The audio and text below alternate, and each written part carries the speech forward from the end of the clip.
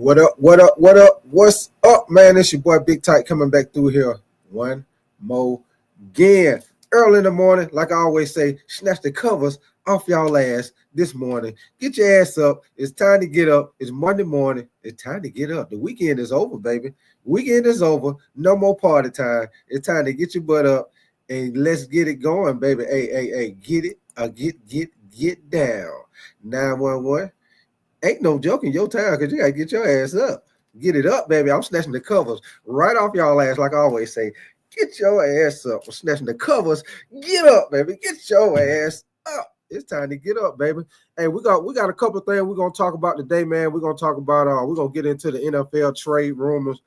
We're gonna get into recap the NBA All-Star weekend. You know, the dunk contest, three-point contest, whether or not how y'all feel about the new little 14 format they did. Do y'all think that's gonna help the All-Star game to get more views, get more people interested, or y'all feel like just leave it the old way, or do you just don't give a damn? They ain't really playing no defense no more. But we're gonna talk about all that, man. Then last but not least, man, we're gonna talk about Ocho Cinco, man. Your boy is most definitely tripping. We're going to play the interview with Ocho Cinco and Stephen A. Smith. Your boy Ocho say he ain't have no more to give. Say he ain't have no more to give. Say, hey, I need you to scrape the surface just a little bit more. I ain't got no more to give. Hey, I'm back, hip, leg, knee, elbow, everything. I got everything, and I ain't got no more to give. So we're gonna talk about all of it, man. We're gonna get into it. Ain't that to it, but to do it, baby. Hey, we finna get to it. It's too early to get it. Hey, it's too early to pour a glass of do it fluid. But we most definitely gonna get to it, baby. Yes, sir. Yes, sir. So, man, first of all, man, I want to get into this NBA All-Star weekend, man. Steph Curry ended up winning the Kobe Bryant MVP award in the last tournament game, which Team Shaq beat Team Chuck, which is Charles Barkley team, beat them in the final game to win the first, 14 final, 14 format. Like I said, my opinion, man, it was okay. I say like the first game, it was they played with a little bit more competition. The second game with the Rodgers stars, you seen it kind of like starting to go toward that point, like they were starting to slack on the defense. What up with your fourth down, man? Appreciate you coming through, man. What up with your fourth? But it started leading toward they weren't really playing the defense. And by the time that last game, y'all, by the time Team Shaq and Team Chuck played their last game, they weren't playing no defense, man.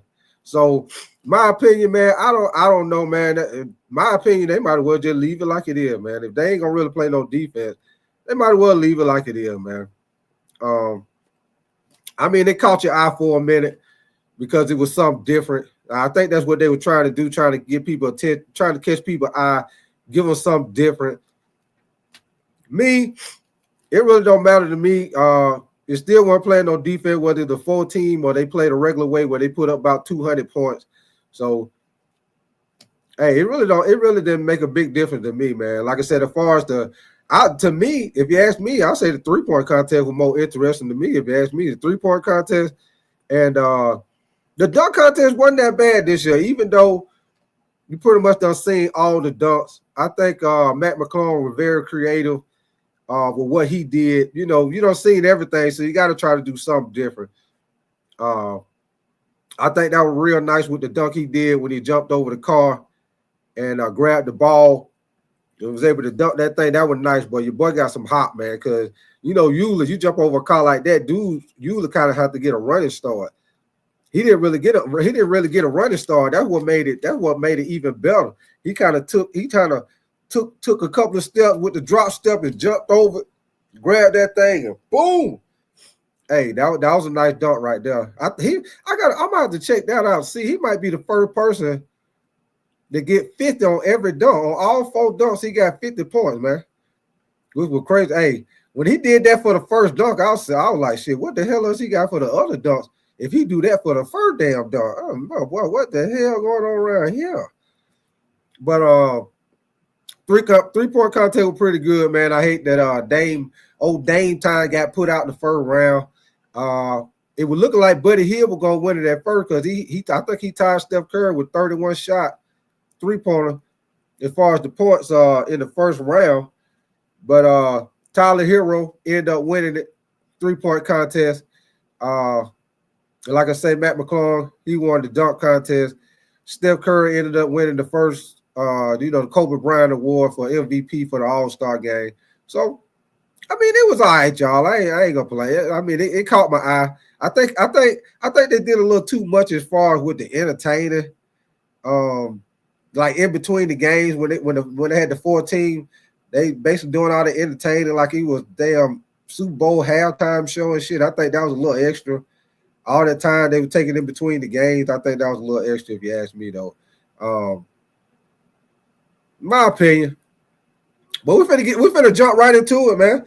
As y'all know, NFL offseason coming is on the roll. You got the combine coming up in probably like I think it may be about a week, week and a half. You got the scouting combine coming up in Indianapolis, man. So I'm about to start getting into the different draft prospects. We're gonna start breaking them down position by position. You got free agency coming up.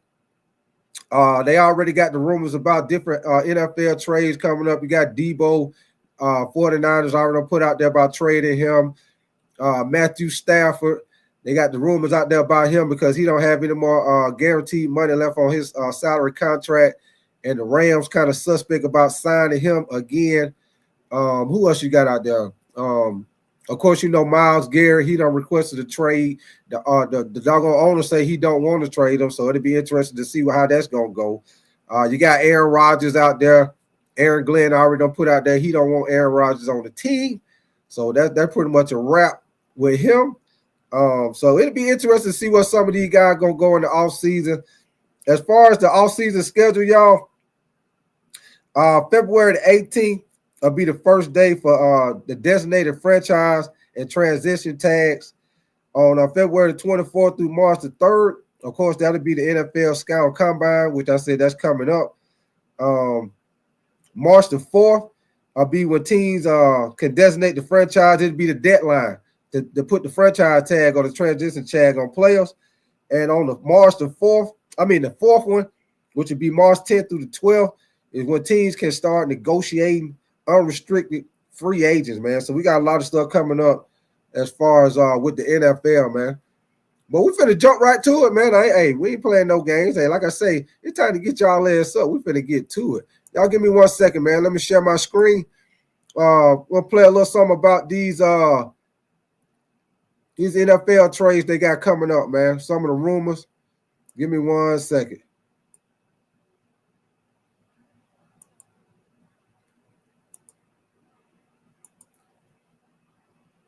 For jumping back in with us. Shefty, let's start with the Jets and the future of Aaron Rodgers. Yeah, he's not expected to return to the New York Jets this upcoming season. There's a new general manager in Darren Muji, new head coach in Aaron Glenn, and a new GM and a new head coach want to bring in their players with their culture. They're going to give Aaron Rodgers the chance to move on. It looks like he still would like to play. We'll see where he decides to play in 2025. But it is not going to be, in all probability, with the New York Jets. And the same is probably true for Davante Adams, who came to New York to play with Aaron Rodgers. But now that Rodgers is moving on, Davante Adams is expected to do the same. It looks like he'll have a new home in 2025 as well. Any number of teams need a wide receiver this offseason, and in an offseason that'll be filled with wide receiver movement that's expected to include the trade of 49ers wide receiver Deebo Samuel, who was granted permission this past week to seek and find a new trade partner. It's the second time in a few years that Deebo Samuel has requested a trade from the 49ers. This time they are expected to oblige his wishes. They informed him of that this past week. He had told Kyle Shanahan in the players' exit meetings initially that he would like to move on. The 49ers also need to clear cap space. So it looks like both sides will be moving on from each other, with the 49ers looking to trade Deebo Samuel in the next month or so.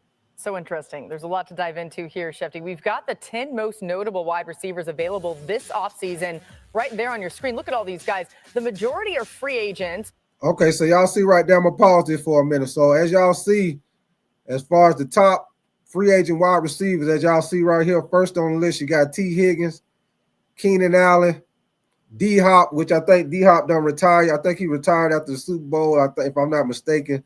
You got Chris Godwin, Darius Slayton, Amari Cooper from the Buffalo Bills, Stephon Diggs, which he's coming off a torn ACL injury. Of course, you just heard them talking about Devontae Adams probably going to be out of there with the Jets with Aaron Rodgers leaving. Of course, you already heard the news with Cooper Kupp and Deebo Samuel. So those going to be your top wide receiver targets in the offseason right there, y'all. So here we go. But those bottom three, Devontae Adams, Cooper Kupp, Deebo Samuel, they're under contract next season, but they're likely available via trade. We've certainly heard from them that that's going to happen potentially. All right, let's start with Deebo. Mina, is there a spot for you outside of San Francisco that you think makes sense? I think Pittsburgh still makes sense. You know, at this point in his career, Deebo has a very specific skill set. He's not a number one. He's not a guy who's going to win on the perimeter. But if you already have that guy on your roster and you already have speed, George Pickens, Calvin Austin, then you could really use someone like Deebo who gets you yards after the catch, makes your run game more diverse, contributes to basically make your offense more versatile and unpredictable. And those are all things that I think Pittsburgh needs. Question for me is really just whether Deebo would go there with the uncertainty at quarterback, if that's something he'd be interested in. But the Steelers would be probably my top choice for him based on the fit in their offense.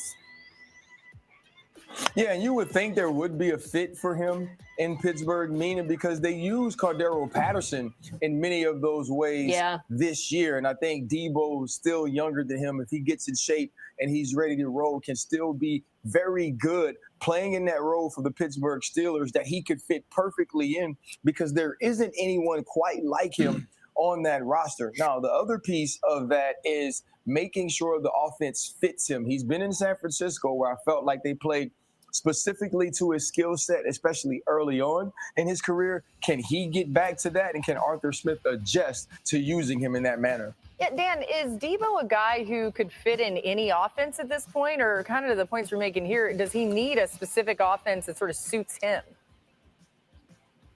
He definitely needs a specific offense to thrive. You know, he could probably go play wide receiver at a bunch of places, but for him to be put in his ideal situation, it is in that kind of joker role where you're just trying to get him different kinds of touches. That's the one that Kyle Shanahan has utilized. So to RC's point, you're talking about coaches that run very similar trees that you would entertain. Atlanta makes a little bit of sense. What up with you, Husky, man? Appreciate you coming through, man. Good morning. Good morning.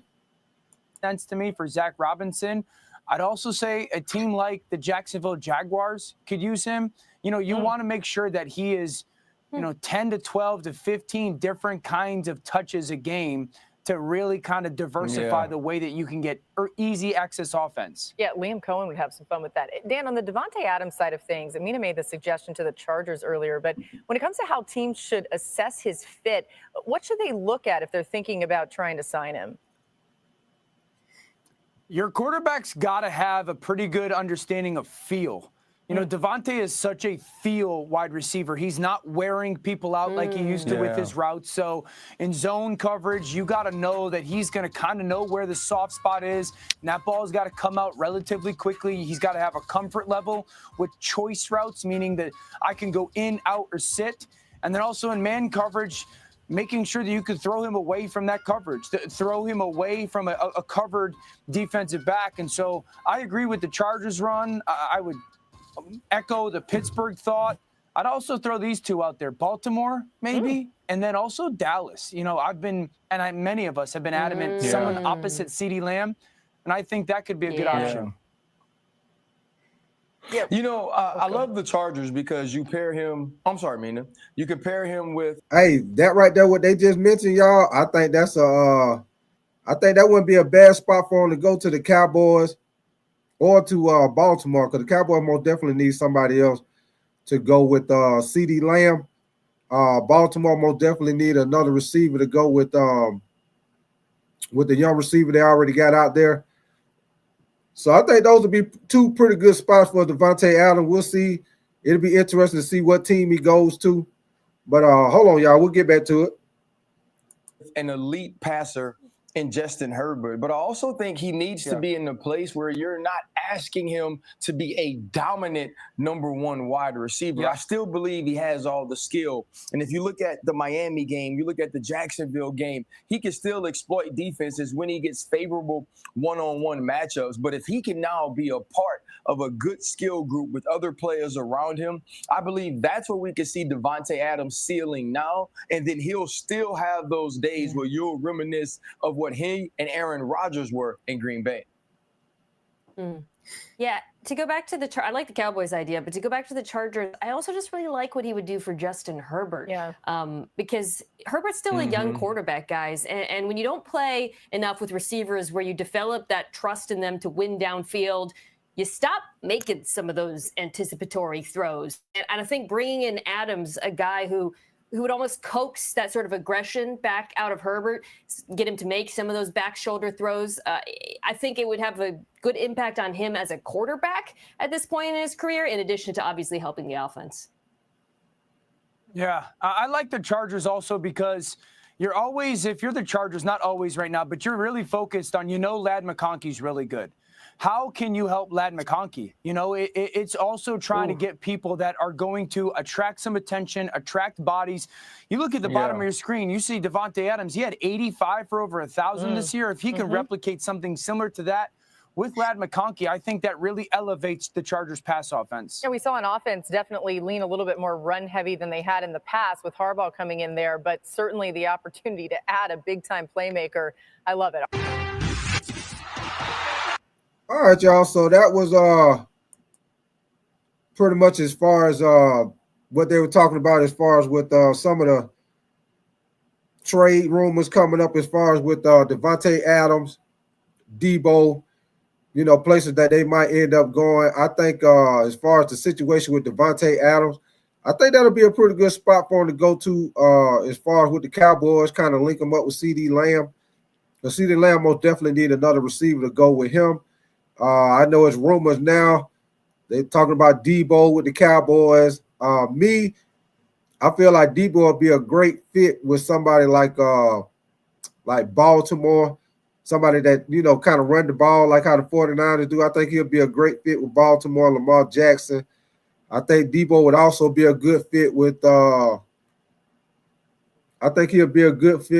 somebody like Buffalo. What up with you, Kevin Young, man? Appreciate you, man. You said, where's Aaron Rodgers going to the Steelers?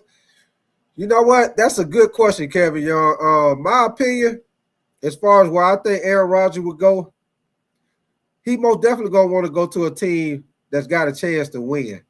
So the Steelers, that's a good idea. It'll be interesting because if he do go, I think that'll calm down the situation with George Pickens because, George Pickens was kind of pissed off after the season. With Pittsburgh, they didn't go the way they were going to go. So I think that would be a good spot for him to go to the Steelers. The Vikings, now Kevin Young, it'll be very interesting to see what they do with the Vikings to see whether or not if they bring back Sam Darnold or if the Vikings going to go with the young guy, J.J. McCarthy.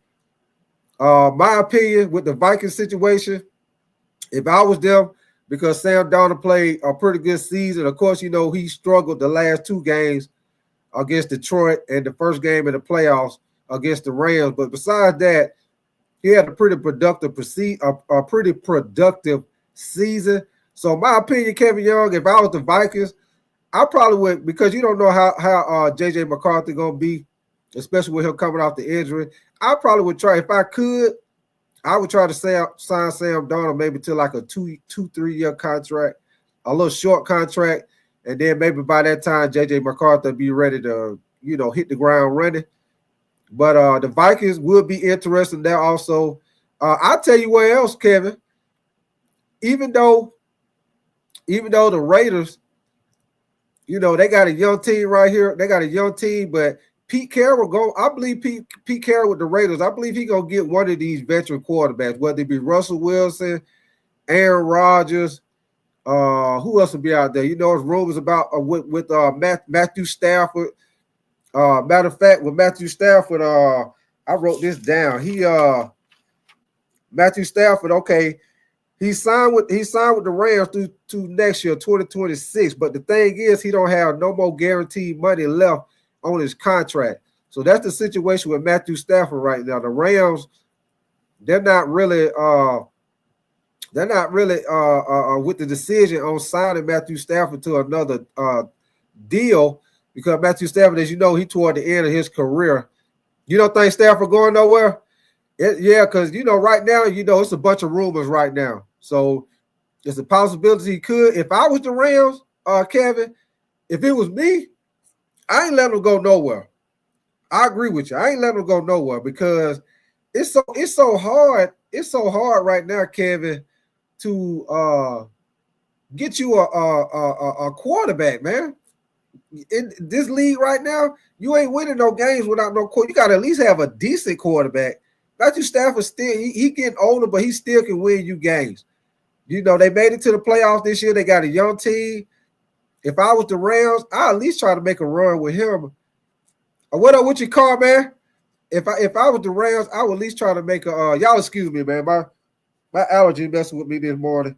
But if I was the Rams, I most definitely would try to make a run with Matthew Stafford at least, because yeah, he not as good as he not as mobile. Well, he ain't never really been mobile, but he is getting older, I guess, if you want to say. But he still got a strong enough arm where he getting the ball out quick. He still can throw it deep. He still can stretch the field. I don't see no declines as far as his arm strength.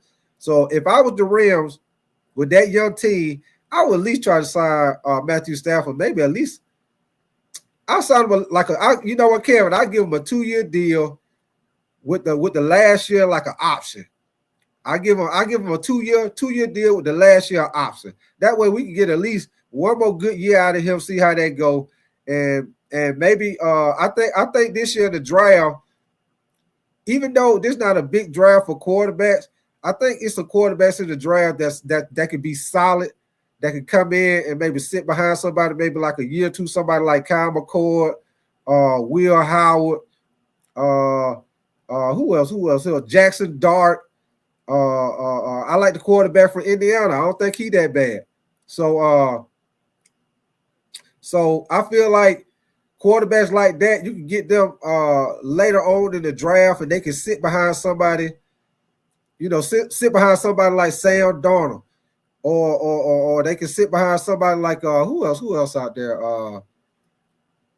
You know, well, in other words, those quarterbacks right there, I feel like they'll be solid.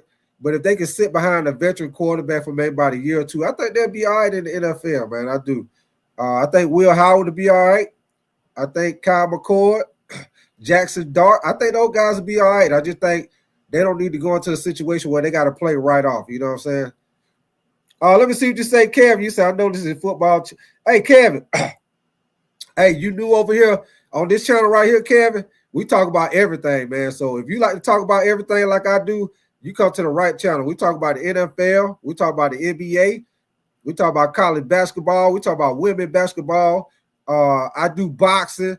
I do a little bit of everything, Kevin. So, hey, if you like to talk basketball, then we talk basketball too. I watch the women basketball, Caitlin Clark. I watch all of them, man. Shoot, as a matter of fact, I was doing live reaction to the WNBA final last year with Liberty. And I was doing that last year. Let me see what you say. I know this is football. Can we please stop the Caitlin Clark hate? Okay, laugh out loud back to football. Hey, Kevin, like I always say, Caitlin Clark be hooping, man. I don't know why they be hating on Caitlin Clark. You know, I'm going to tell you what it is, Kevin. All it is Caitlin Clark just getting the shine right now. And you know, some of the WNBA players, man, this new generation of players, that's women players that's coming out of basketball. I mean, coming out of college basketball. What up with you, Twan Dunn? What up with you, man? Appreciate you coming through, man. Appreciate you coming through. But like I said, man, y'all excuse me, man. My doggone allergy nose been running this morning, man. But like I said, Kevin, I think the situation with Kayla Clark, man, it's just the fact that she getting the spotlight. And the women basketball, they always had a good game. And because of the way the men's game is going right now with a lot of jump shooting, that like goes right in with how women basketball is, because that's how they play. They jump shoot, pick and roll, screen and pop. That's how they play. So I think they got a lot to do with why women's basketball is getting very popular, because men's basketball is basically turning into the women's basketball game with all this jump shooting, man. So it's just the fact that she getting a lot of shine right now. Some of the players that already been in the WNBA probably haven't been getting to shine like that. So that's probably that's where the jealousy come from and the hate, Kevin. But I tell you one thing, they might hate on that, but they most definitely can't hate on the game, because the girl be hooping. She hooping, man. She hooping. All the girl hooping, man. So anytime you got the game to back it up, they can hate all they want to. But hey, at the end of the day, your girl hooping, man. Kayla Clark be hooping. Shoot that thing from the logo if you let her. Shoot it from the logo. You say, let me see what you say, Twan. You say Angela Reese can only rebound, no skill after that. I will tell you this though, Twan. Angela Reese is more, to me, I feel like she's more like the old school big man. I think like she more the old school big man, just in a woman body. She just straight up rebound, put back, rebound, put back, like the old school big man. She got a little bit of post up game, but the main part of her game is she gonna get rebounds. She gonna get them putbacks. She ain't really like a jump shooter like that. What up with your Yankees on, man? Hey, where the hell you been at, Yankees on? What up with you, man? Appreciate you coming through, Yankees on. Wake your ass up, Yankees on. Yeah, Twan. Hey, that's a great example, Twan. That's a great example, man. Dennis Rodman. The only difference is Dennis Rodman wasn't gonna score no goddamn points. He was gonna get all the rebounds. Now he gonna get all the rebounds, but he most definitely ain't get you no goddamn points. Oh shit, Dennis Rodman will probably go through the game, have 25 rebounds, and he might have 2 points. But he gonna get all the rebounds. He gonna out hustle your ass. He gonna get the rebound. Believe that. Carl, you say she trash? I wouldn't say she trash. You say Angela is junior high level at best. God dang, Carl. Hey, Carl, boy, hey, you drive a hard bargain, man. Golly, you said junior high at best. Hey, she got to be better than junior high. Hey, Carl, have you went to go see the girl play at junior high school? Have you seen the girls play at junior high school?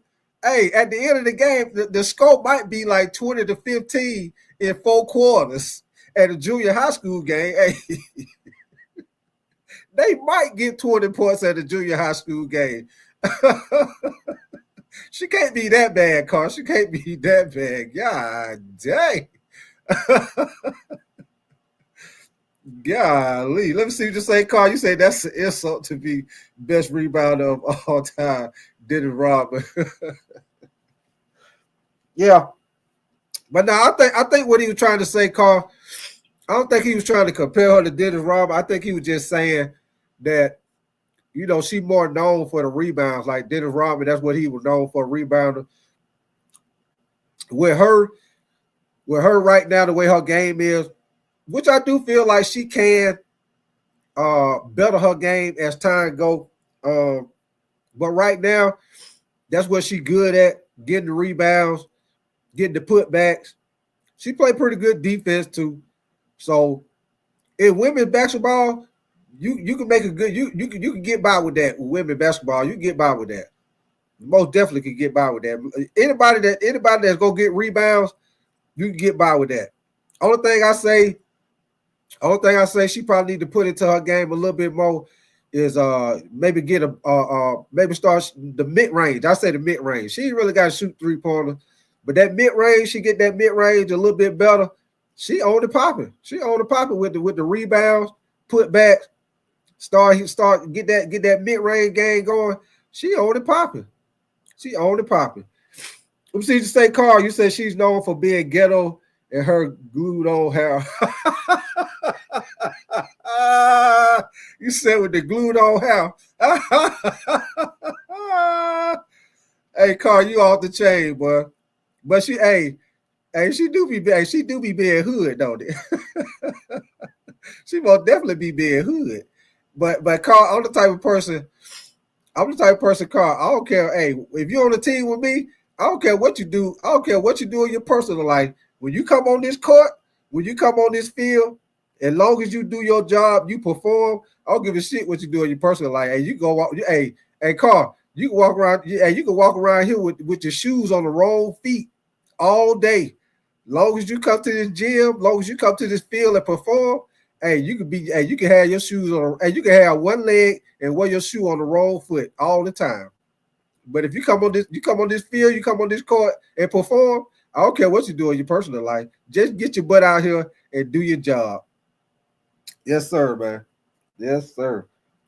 You say she a terrible teammate. Hey, Carl, you just don't like her, do you?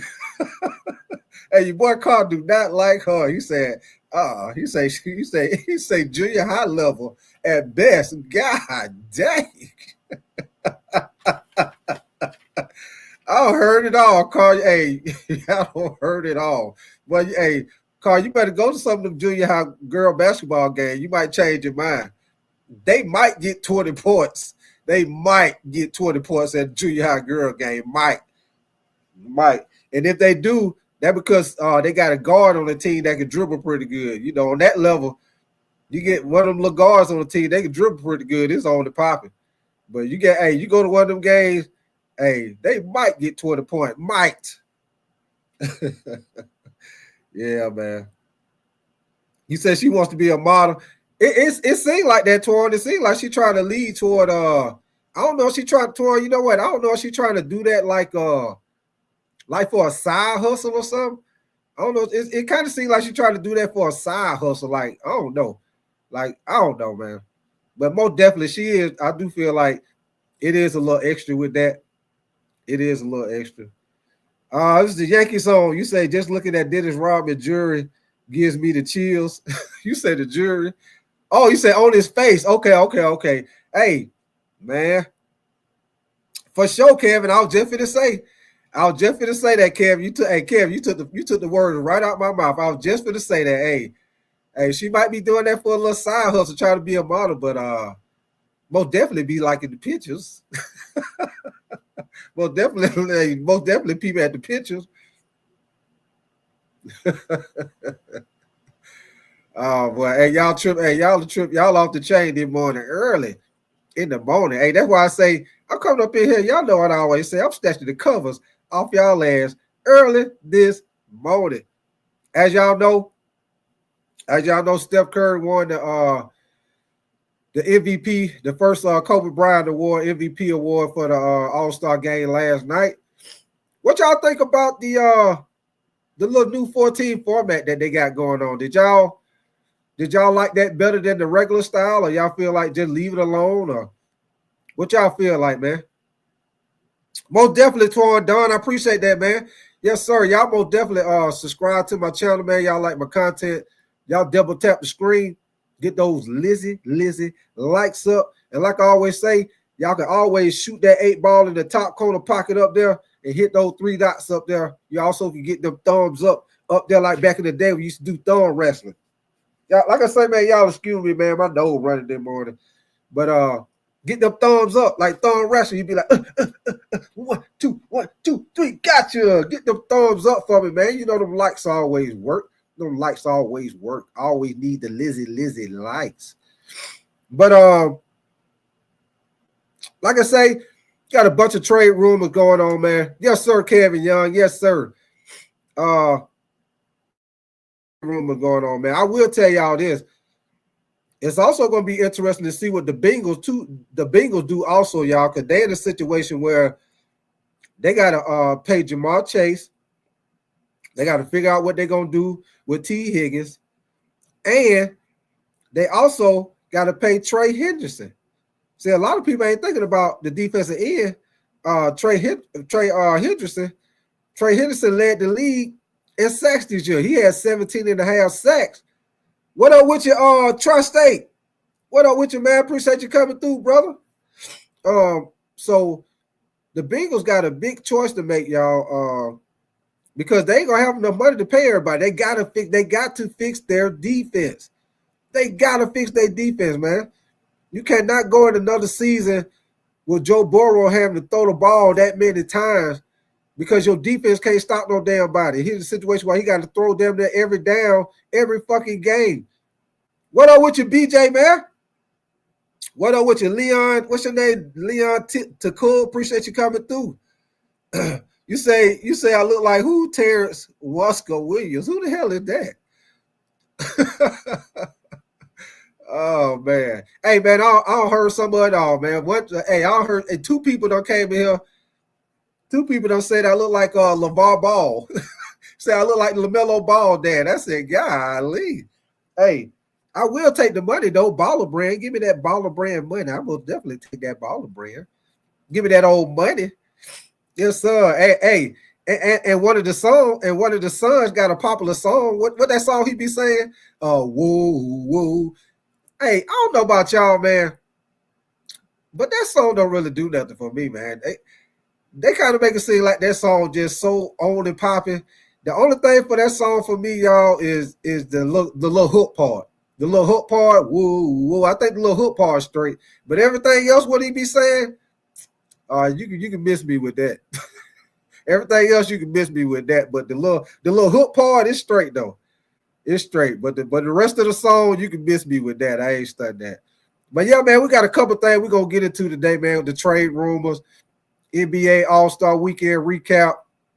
We most definitely gonna jump on Ocho Cinco, man. With your boy Ocho Cinco did the interview with Stephen A. Smith talking about his old girl told him, I need a little bit more. Ocho Cinco said, hey, all I got to give is all I got to give. I ain't got no more to give. He said, hey, I'm already hip, back, head, shoulders, knees, and toes. He said, I'm already all the way in. Head, shoulders, knees, and toes. Head, shoulders, knees, and toes. I ain't got no more to give. But you know what, matter of fact, forget that, man. We finna jump right into it, man. Yeah, Kevin. Hey, your boy say Kevin, your boy say he went from 3 to 11. I said, God damn. 3 to 11? Boy, what the hell going on around here, man? God. Hey, your boy wanted to make a serious impact, didn't he? 3 to 11? But God damn. Hey, your boy wanted to make a serious impact. Say, hey, ain't nobody finna tell me no more. They give me a little bit more, and I ain't got no more. From now on, they gonna say, take some back with you. Hey, your boy said from now on, he gonna say take some back with you. Hey, hey, oh boy, I can't make this shit up, man. Hold on, man. I'm finna play it for y'all. Y'all give me 1 second. We're gonna go on and jump into it, man. Give me 1 second, boy. Hey, hey, boy, I could not believe when I seen that. I said, man, I could not believe Ocho said that. But you don't tell nobody that. Hey, that right there, you keep that to yourself. You don't tell nobody that. Hey, that's the secret you take to your grave. You don't tell nobody that. You don't tell nobody that. But give me 1 second, man. We're gonna jump into it. I'm gonna play it for y'all, man. I'm gonna play it for y'all, and then we're gonna talk about it.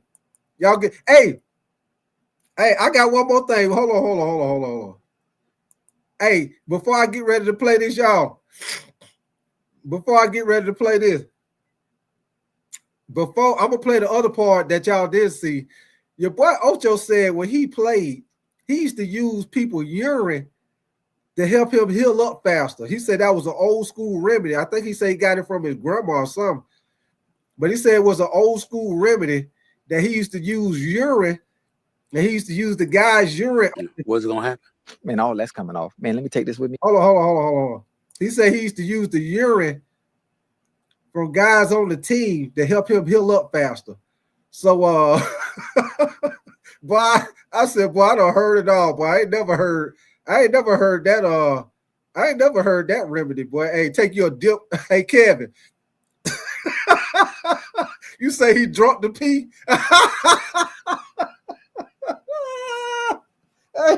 Hey, your boy said it was an old remedy. The boy say he's soaking in pee. He ain't taking no ice. Hey, he ain't sitting in the ice tub. Your boy sitting in the tub of pee, say he gonna heal him up faster. Hey, boy, get your pissy old piss ass. Hey, hold on, man. I cannot make this shit up, man. Hold on, man. I'm finna play it for y'all. Give me 1 second.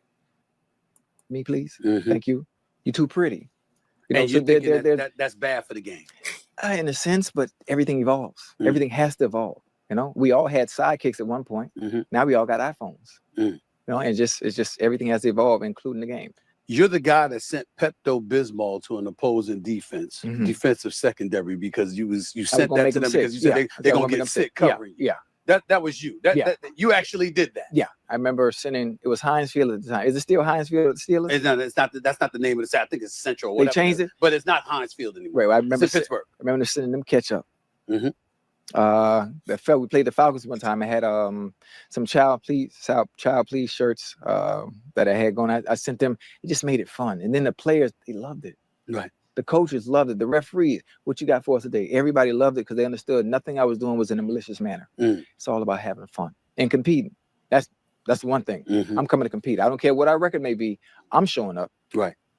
That's it. Is it true that you actually use the urine of teammates to help heal your injuries? Yeah, that's why I never got hurt. It's not nasty. That's very nasty. It's called a home remedy. Hey, he said that's why he never got hurt. But that is not why. That is not why you never got hurt. Your boy Ocho running out there in the game smelling like piss. Your boy out there lining up.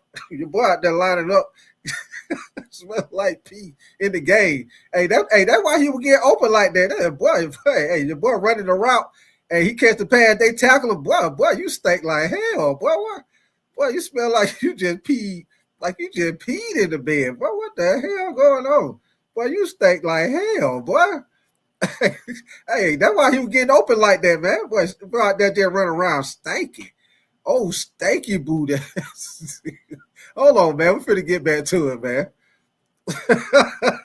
Please shirts that I had going. I sent them. It just made it fun, and then the players, they loved it. Right. The coaches loved it. The referees, what you got for us today? Everybody loved it because they understood nothing I was doing was in a malicious manner. It's all about having fun and competing. That's one thing. I'm coming to compete. I don't care what our record may be. I'm showing up. Right. That's it. Is it true that you actually use the urine of teammates to help heal your injuries? Yeah, that's why I never got hurt. It's not nasty. That's very nasty. It's called a home remedy. What does that mean? A home remedy from who? Who came up? Grandma? Yeah, my grandma told me that. Really? Yeah, I remember. Yeah. Other people's urine. My grandma ain't told you that, boy. That boy said, your grandma ain't told you that, boy. That's the only way to get it done. That urine, the toxins inside it, brings all that. Hey, look at Stephen A. Hey, Stephen A. done leaned all the way up in his seat. Hey, look at Stephen A. Hey, Stephen A. went from sit back. Stephen A. said, what the hell are you talking about? I cannot make this shit up, man.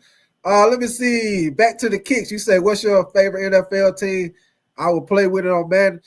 Hey, you might not want to play with my favorite NFL team because you might lose if you play with my team. I'm a Carolina Panther fan, man. So we got a lot of stuff to patch up with our team, man. We got to see what the quarterback gonna do this year. We most definitely got to fix the defense. Defense was one of the worst statistically in NFL history. So we got a lot of stuff, a lot of holes to fill on the team, man. So you might not want to play with my team on Madden. Hey, that's gonna be a quick L if you play with my team on Madden. But I most definitely appreciate it though. Back to the kicks, I most definitely appreciate you though. Let me see, Kevin. Hey, we about to get back to it. I'm just reading some of y'all comments and we're gonna get right back to it, man. Let's see what you say. You say, Chad, listen, you dope. All you need is a hood reshot. we can pull Ocho back. We are very understand people. Come back to Chad. Yes, sir, Kevin. Hey, he might have to switch back over, man. The alter ego. He might have to switch back over, man. He said everyone in our community can be granted Hey, do over Chad. Come on, bro. Hey, Kevin, boy, you wild, boy. You said come on back. We'll give you one more chance. Hey, Kev, you said you get one mess up. You get one mess up. We'll give you another chance. But hold on, y'all. We're gonna get back to it. Here we go, y'all. Swelling out right away in less than 24 hours. And then you go home and all of that stuff. You warm it up, put it in the microwave, in bed put and it stuff in like that. Your woman, and she never had a problem with that. No. Because I mean, it's all about pleasing your woman, right? You always about well, actually, happy, right? I was focused. You was focused at the time. Back then, so you during were that sleeping time. alone. Yeah, did you use the bed alone after putting your feet in urine? It might have been 2 or 3 women at that time. Yeah. You know, we got to think back then. I was doing amateur porn too as a side hustle. Oh my God! You know that? No, I did not know that. Yeah, while I was playing. And even if I did know it, I wouldn't tell on you like that. I wouldn't want to do it. This Mr. About to be married. I know, but I have a past. We all have a past. That's a very promiscuous past. It's not promiscuous. It's not promiscuous. How the hell is engaging in porn not promiscuous? Well, how else am I supposed to perfect my craft? Am I tripping? So you engaged in soft porn. Hey, your boy Ocho, hey, you heard the people in the back laughing like this motherfucker crazy. This boy done lost his mind, man. I think the concussion done got to him, y'all. I think that CTE done got to your boy, man.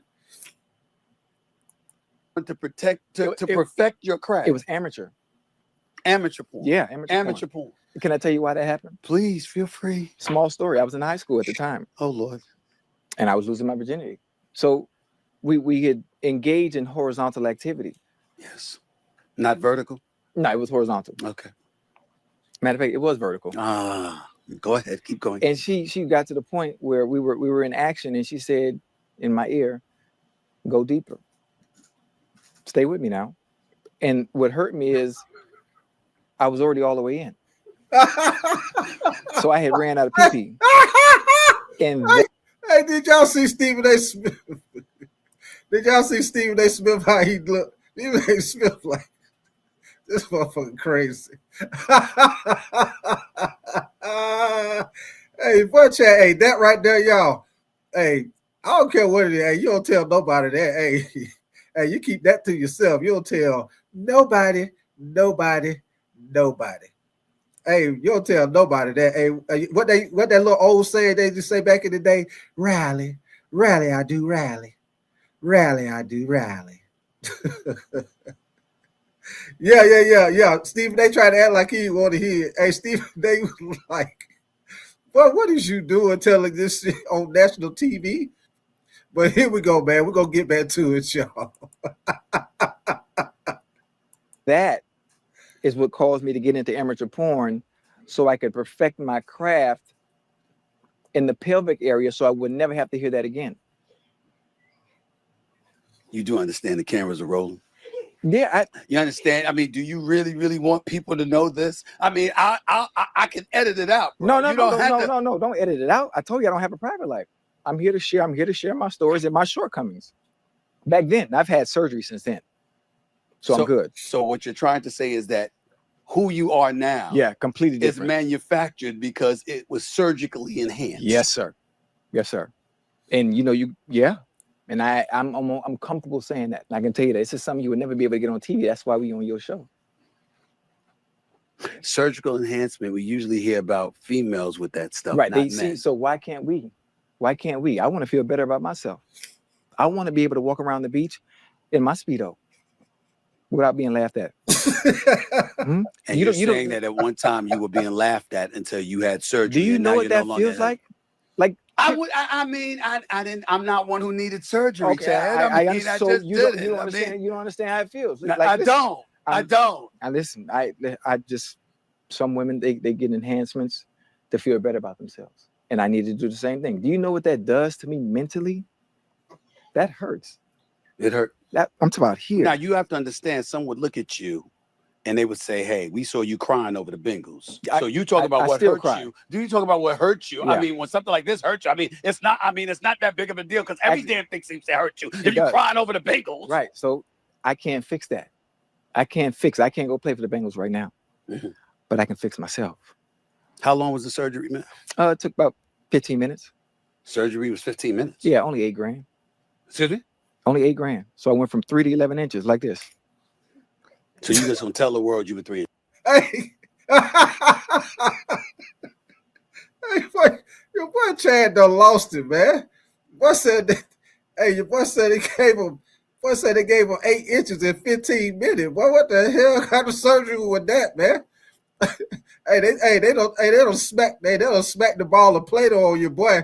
Hey, all right, get your ass out of here. You done. That's it? Yeah, you ready. Hey, they done rolled us some Play-Doh and slapped it on your boy. Yeah, you good, you good to go. I didn't ask you that question. You didn't have to say that. I'm just trying to get better context on where I was to where I am now. How the hell could that happen in 15 minutes? It got me curious now, and I don't have that problem. I don't understand. But how did that happen in 15 minutes? I don't understand technology. I don't know how that works. I just know from the time I went in, anesthesia, I was asleep, I woke up, looked, wow, that was it. Did you tell your lady you had this enhanced surgery? Yeah, I told her. Because I love when How does she feel about it being a manufactured thing as opposed to a naturally born DNA kind of thing? Well, listen, I don't say anything about other women that change their DNA that they're born with. They like to enhance themselves as well, you know. Mm-hmm. And so she understood. Do you have any issue with a woman who chooses to enhance? No. Whatever you need to do to feel better about yourself, more aesthetically pleasing to the eye, I'm all for it. I don't have a problem with it. Yeah, I don't. You sure? I don't. I mean that's not what I'm with. Right. But I don't have a problem with it as long as it's done right. Right. Right. It has to be done right. If you're gonna pay money and have yourself enhanced in any way, right. You understand? Mm-hmm. You gotta do it right. Don't waste the time and the energy if you're gonna do it wrong. And the best place to do it is in Houston. How come you didn't do it in Miami? Huh? How come you doing in Miami? Miami or what? No, the guy in Houston, he's A1, A+. All right, y'all. So I just wanted to play that for y'all, man, because hey, I'm a little late. I just seen this a couple of days ago, man. I'm like you, OG Greeterman. I just seen it a few days ago myself. I wanted to share with y'all just in case y'all hadn't heard about it, man. I thought this was wild for Ocho Cinco to say this on the interview at National, because you know Stephen A. got Stephen A. probably got millions of followers, man. People watch him. Ain't no way in the hell I would have said that on his show, man. But what's y'all opinion on that, man? With Ocho doing the surgery, what y'all think? Well, I mean, what's y'all opinion on that as far as a man doing a surgery like that to enhance himself? You heard what he said. He said he feel like if women can do it to make themselves feel better, why can't men do it to make themselves feel better? And we're gonna get back into the trade rumors, y'all, and the NBA All-Star weekend. But I just want to talk to y'all about this, man, because I feel like this a wild thing that he said, but I actually feel like it's a good conversation. Because my opinion, I feel like whatever God give you, that's you, man. Whatever God give you, that's you. So, hey, you better learn to work with it. Hey, if you ain't got enough, what that song say? What that mouth do? What that song say? What that mouth do? Hey, if you ain't got it right, hey, you better learn how to what that mouth do. But yeah, man, what's y'all opinion on that, man? Do y'all feel like it's okay for a man to do that or just stay natural? What y'all think about that, man? Me, my opinion, I feel like, hey, you good. You should be good whatever God gave you. But hey, I feel like, hey, I guess if you got the money to do it, man. But hey, this is the first time I heard some shit like this. I ain't never heard no shit like that. Nobody getting no damn surgery to enhance themselves. I didn't even know they were doing that. So that's something new for me. What up with you, Kevin, man? Appreciate you coming back, brother. OJ, hey, you can't get right. It's just like on what's that movie, Life? You can't get right. You can't get right, boss. Either way, it's gonna be a complaint, OG. Either way, it's gonna be a complaint. Oh man, yes sir, man. You say name. You say from 3 to 8. Ask a doctor. Like I say, I ain't never heard of him, man. It's the first time for me. That's why interesting for me, man. Most definitely, man. But hey, we'll come back to that, y'all. We'll come back to that. We're gonna get back into with these trade rumors, man, and the NBA All-Star game, man. But I just thought that was wild. I thought, a matter of fact, after I talk about, what I'm gonna talk about, man, I'm put the link in the chat.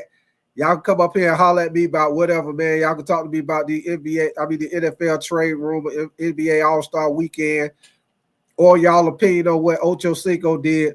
But y'all give me 1 second. I got a little clip I'm gonna show y'all as far as with these trade rumors going on. What up with you, Dorsey, man? What up with your player? Nah, you shut your face, Dorsey. You shut your face. Give me 1 second. You shut your face.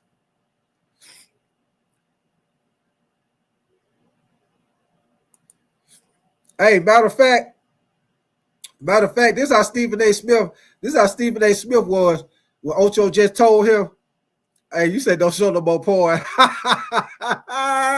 Hey, this how your boy Stephen A. Smith was when Ocho Cinco just told him what he told him. And then we gonna get back to it, y'all. This is what your boy was what Stephen A. Smith was like this right here, y'all. What you talking about? What you talking about? What you talking about? What you talking about? What you talking about? What you talking about? What you talking about? What you talking about? Hey, boy, Stephen A. What is you talking about, man? But let me get to it, y'all. Y'all give me 1 second, man. Hey, what you talking about? What is you talking about, man? What is you talking about? Hey, matter of fact, y'all, I'm gonna tell you, hey, this is what OJ responds right here, y'all. After your boy Stephen A. That was Stephen A. response. What you talking about? Hey, this was your boy Ocho Cinco response was. Your boy Ocho Cinco did what he told him back. You know what he told him? He told him this right here.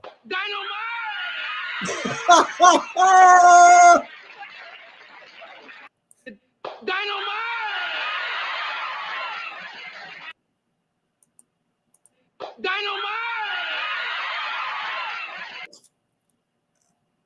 Hey, that's what your boy Ocho said right there. Dynamite, baby. It was dynamite. Yes, sir, Kevin. Yo, your boy JJ. Dynamite. But here we go, y'all. For real this time. I'm gonna play this right here.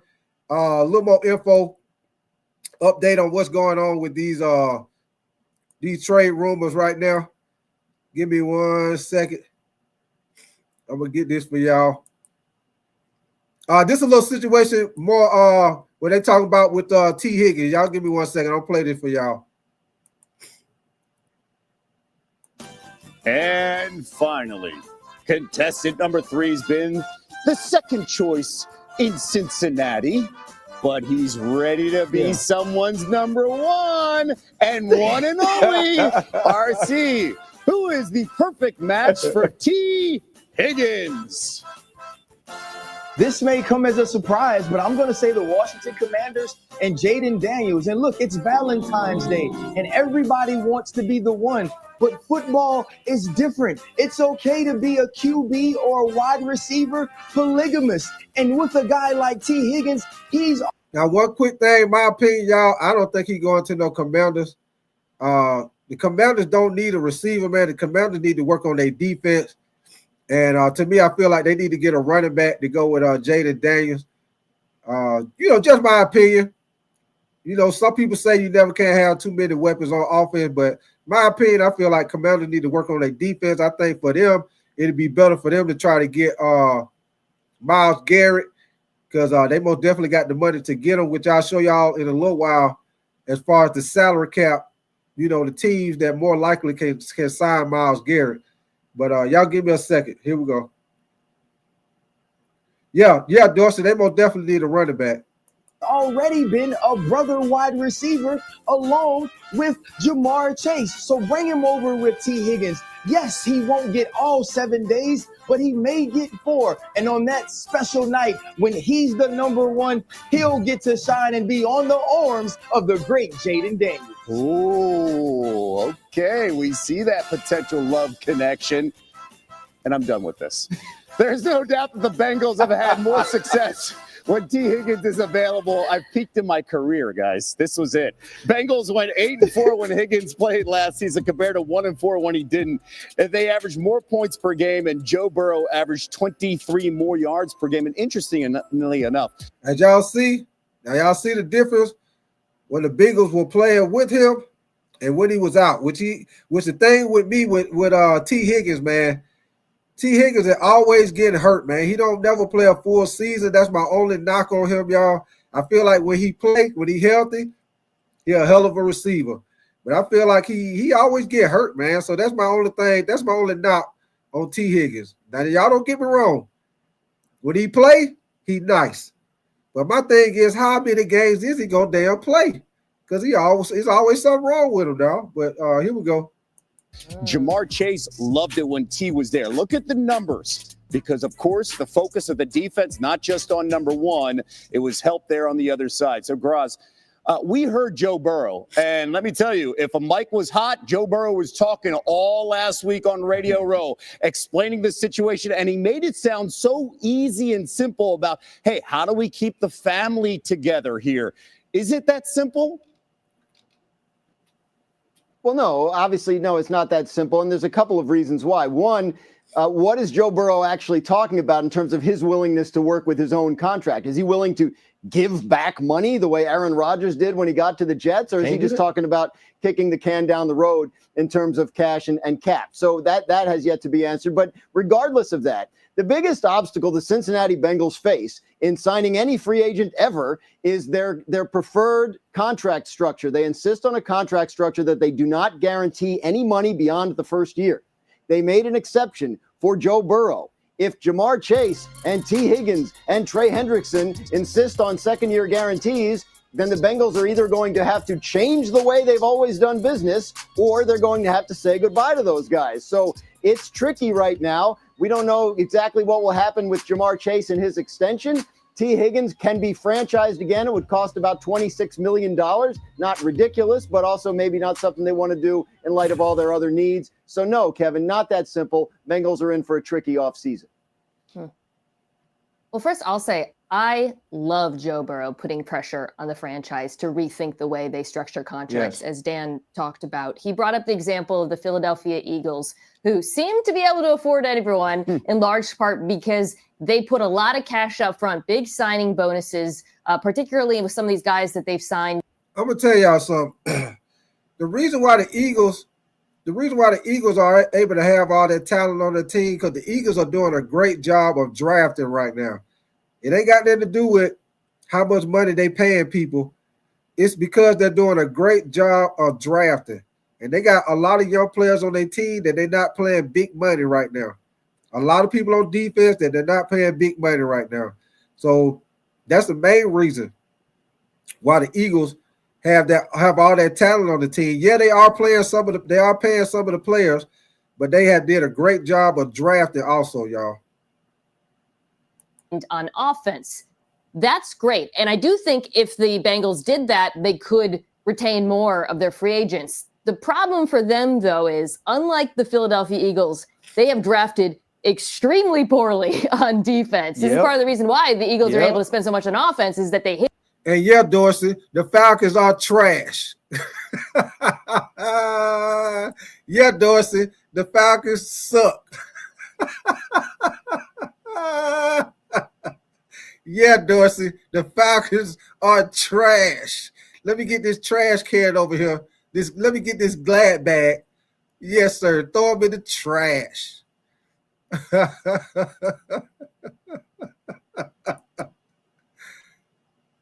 hit on so many picks on defense. The Bengals, unfortunately, have not. And then the other issue with Higgins in particular, RC can speak to this as well. He is so far and away the gem of free agency, the receiver that many teams will want, that even if they restructure Burrow's contract and give big signing bonuses and could afford him, they might still get priced out because he's in so much demand and other teams are willing to break the bank. So It's not impossible, but I do think it would be difficult. Mina, that's exactly what I talked about yesterday, is that you can have these heavy contracts offensively when you're Philadelphia because of the young talent on the defensive side of the ball that you've had yet to pay. They don't have that in Cincinnati. Also, with Al Golden now becoming the defensive coordinator, you're going to try to find ways to make this defense better. And maybe this is an opportunity where you go to Joe Burrow and you say, look, you had an historic season. We watched Jamar and T. Higgins dominate, but we still didn't make it to the playoffs because we couldn't get stops. And so now you're going to have to earn that contract. You're going to have to show us that you're worth it without having a 1A and a 1B wide receiver. And to the other point that Mina made is this. Yes, you can sign A.J. Brown and you can sign Devontae Smith because you're talking about a guy who's the third highest paid wide receiver in A.J. Brown and someone who is farther down the list in Devontae Smith. With Jamar Chase and T. Higgins, you could possibly be talking about the number 1 paid wide receiver by a large amount in Chase and the number 2 or 3 guy in T. Higgins. Yeah, and no matter how many points you put up, you still got to stop somebody. Keep in mind the Bengals had 4 losses this season when they scored 30 points or more. Tie for the most in NFL history. Keep in mind, if they would have made the playoffs, that MVP could have been Joe Burrow's because that defense let him down each and every single week. And that's the reason why I say Joe Burrow should have won the MVP, y'all. The yards, the stuff, what Joe Burrow did with his defense, not stopping nobody, him having to throw the ball that many times, not throwing that many interceptions. I think that was more to me than what Lamar Jackson and what Josh Allen did. Just my opinion, y'all might disagree. But I feel like Joe Burrow was in a situation where he had to throw that amount of times, and he didn't really throw no interceptions. I think that was good. And he, on the team where the defense wasn't stopping nobody. So I actually think it's harder for a person to put up stats with a team that's not that good as far as somebody who put up the stats on the team that is good. Like I always say, y'all, the MVP trophy is supposed to be an individual award, not the award that go to the guy with the best team. It's an individual award, not a fucking team award. That's why it's called MVP. That's just my opinion. I feel like it shouldn't matter how many games you win.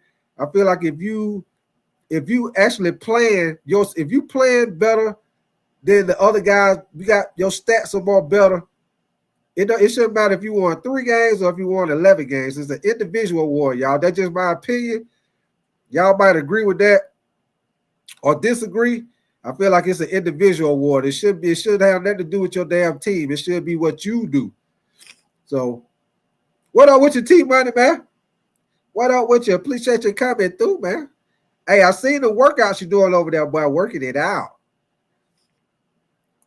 Breakup didn't feature an ugly divorce, but no one was sending chocolate-covered mushrooms to anyone. With a new head coach and new GM, the team is going in a new direction as they officially parted ways with the 41-year-old future Hall of Famer. So after tearing his Achilles 4 snaps into his first season in New York, Rodgers really struggled in his first full year with the Jets, but his poor play goes back to his final season here with the Packers, where he put up the worst total QBR of his career and tied his career. I'm going to let y'all see this right here. Y'all look at what he did last year. Your boy is declining, man. He is declining. I'm talking about he declining fast. 25th total QBR. Yards per attempt, 26. Turnovers, 19th. In 2022, he was tied for 25th. So your boy is most definitely declining. He is not the same Aaron Rodgers he was in Green Bay, y'all. And I also think that Achilles injury that he got, I most definitely think he haven't been the same since that Achilles injury also, y'all. But it's going to be very interesting to see who try to pick him up, because y'all know everybody quarterback hungry. Somebody going to try to pick him up. As far as teams that need quarterbacks, Of course, he leaving the Jets, so we're gonna count the Jets out. You got the Steelers need a quarterback, Tennessee Titans, the Raiders, the Giants. We'll see what the Vikings gonna do with Sam Darnold. The Saints, we'll see what they do with Derek Carr.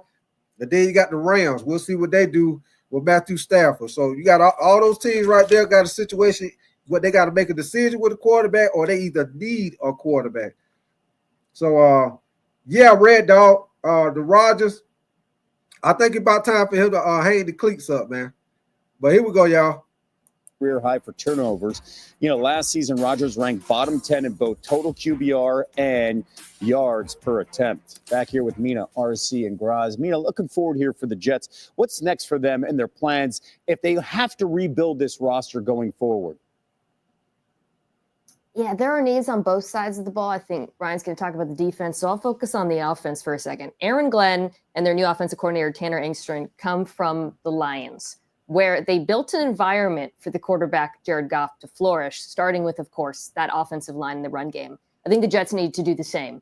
Right tackle jumps out. The other thing, and it sounds really specific, but it's really important, they need a tight end who can block. And to that end, I'm telling you, Tyler Warren from Penn State, 7 might be a little bit rich, but this kid can do everything. He is about as complete a tight end as we have seen in recent years. And I like Tyler Warren.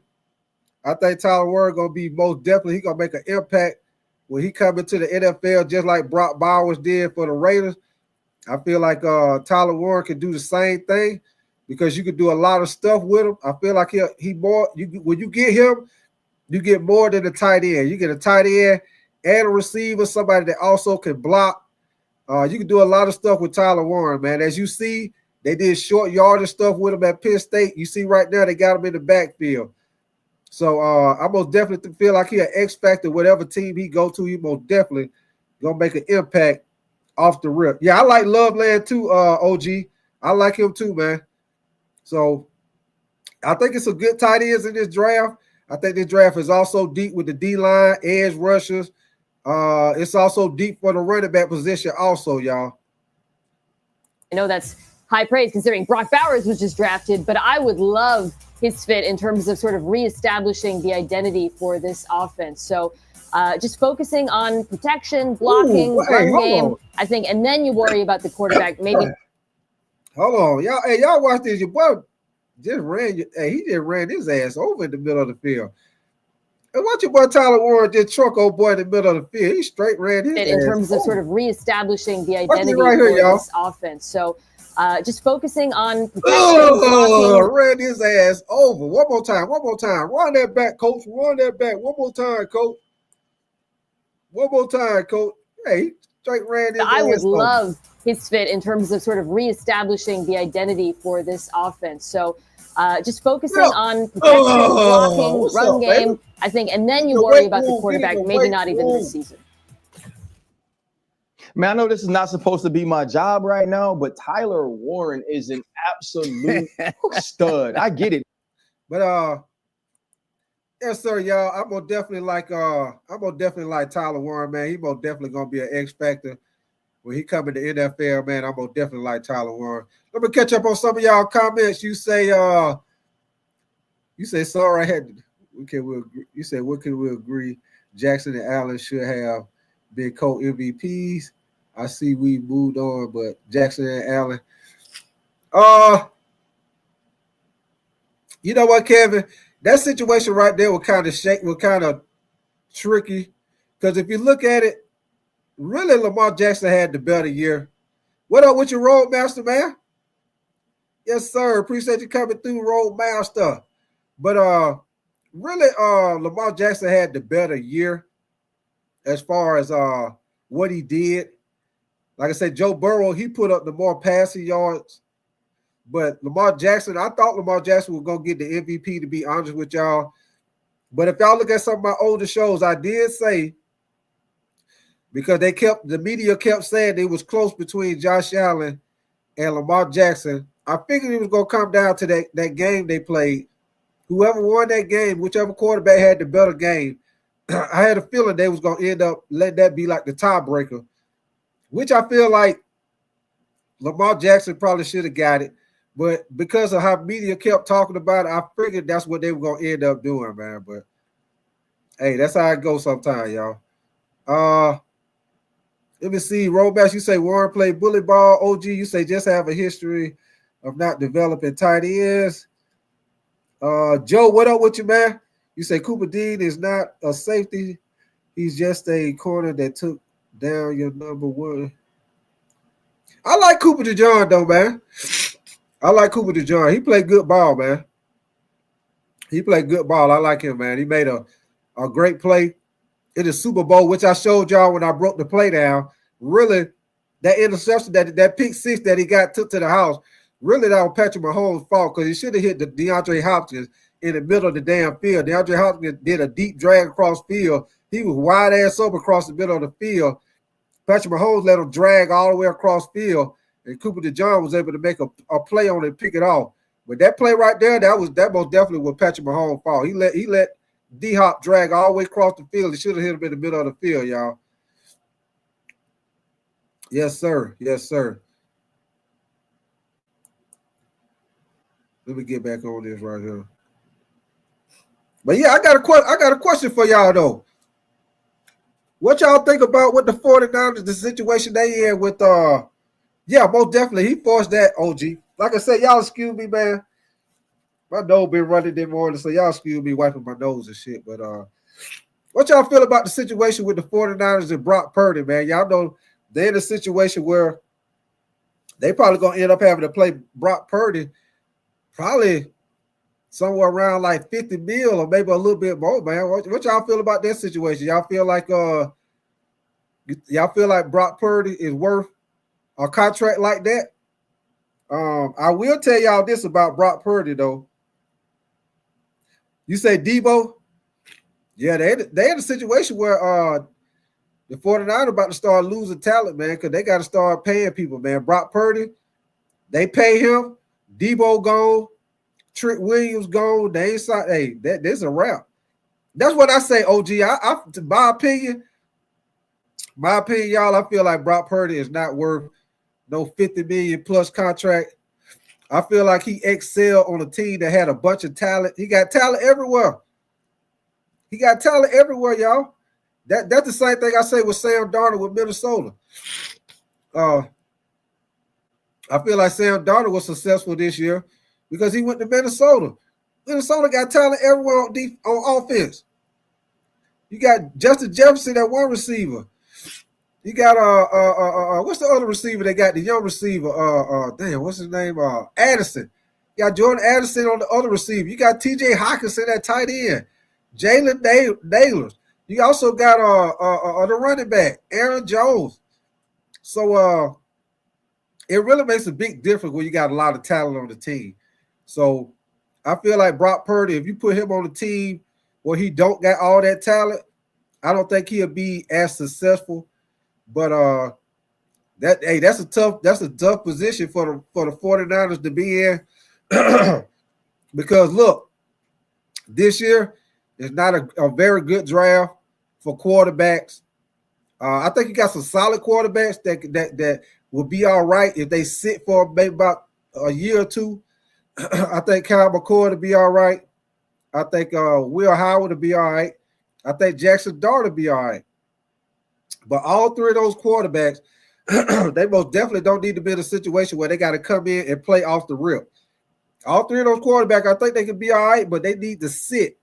They need to sit behind like a veteran quarterback for like a year or two, and then I think they'll be all right. But as far as somebody coming right in and play, the only two people I see right now are just the two top quarterbacks, which is Cam Ward and Shador. They're really the only two quarterbacks really that I see coming out and starting right off the rip. So, and y'all already know what I say about Shador. Shador don't really have no scrambling ability like that, so he most definitely got to go to a team where they gonna secure the offensive line to protect him. Because if they don't secure the offensive line, he gonna get sacked like hell. And y'all see that against BYU. He don't have the ability to escape like that. So Shador got to be on a team that's going straighten up their offensive line off the rip. Because if they don't, That's gonna be a problem for him, y'all. That's gonna be a problem for him. And y'all might disagree or you might agree, but don't be surprised if Cam Ward end up doing better early, and Shador probably end up doing better later. And the reason why I say that, because Cam Ward does have the ability to scramble around, make plays, where Shador, he don't really have that. At the NFL level, that's going to be a problem for him, y'all. That's going to be a problem for him. Most definitely. Hey, what you say, Roadmaster? He got cement feet. I got the more concrete feet, the more concrete feet. Oh, gee, you say he was taught not to run. Yeah, he most definitely is a pocket quarterback. But OG, if you see like I see, he got enough ability to kind of like make a couple of little moves in the pocket. But I don't know, man. I have to see OG. Like I say, I think if he go to a team and they straighten up the offensive line, I think he'll be fine. He most definitely is accurate. He most definitely got the brain. He accurate with the ball. He very good with his decision making. So I know a lot of people saying he probably gonna go to the Giants.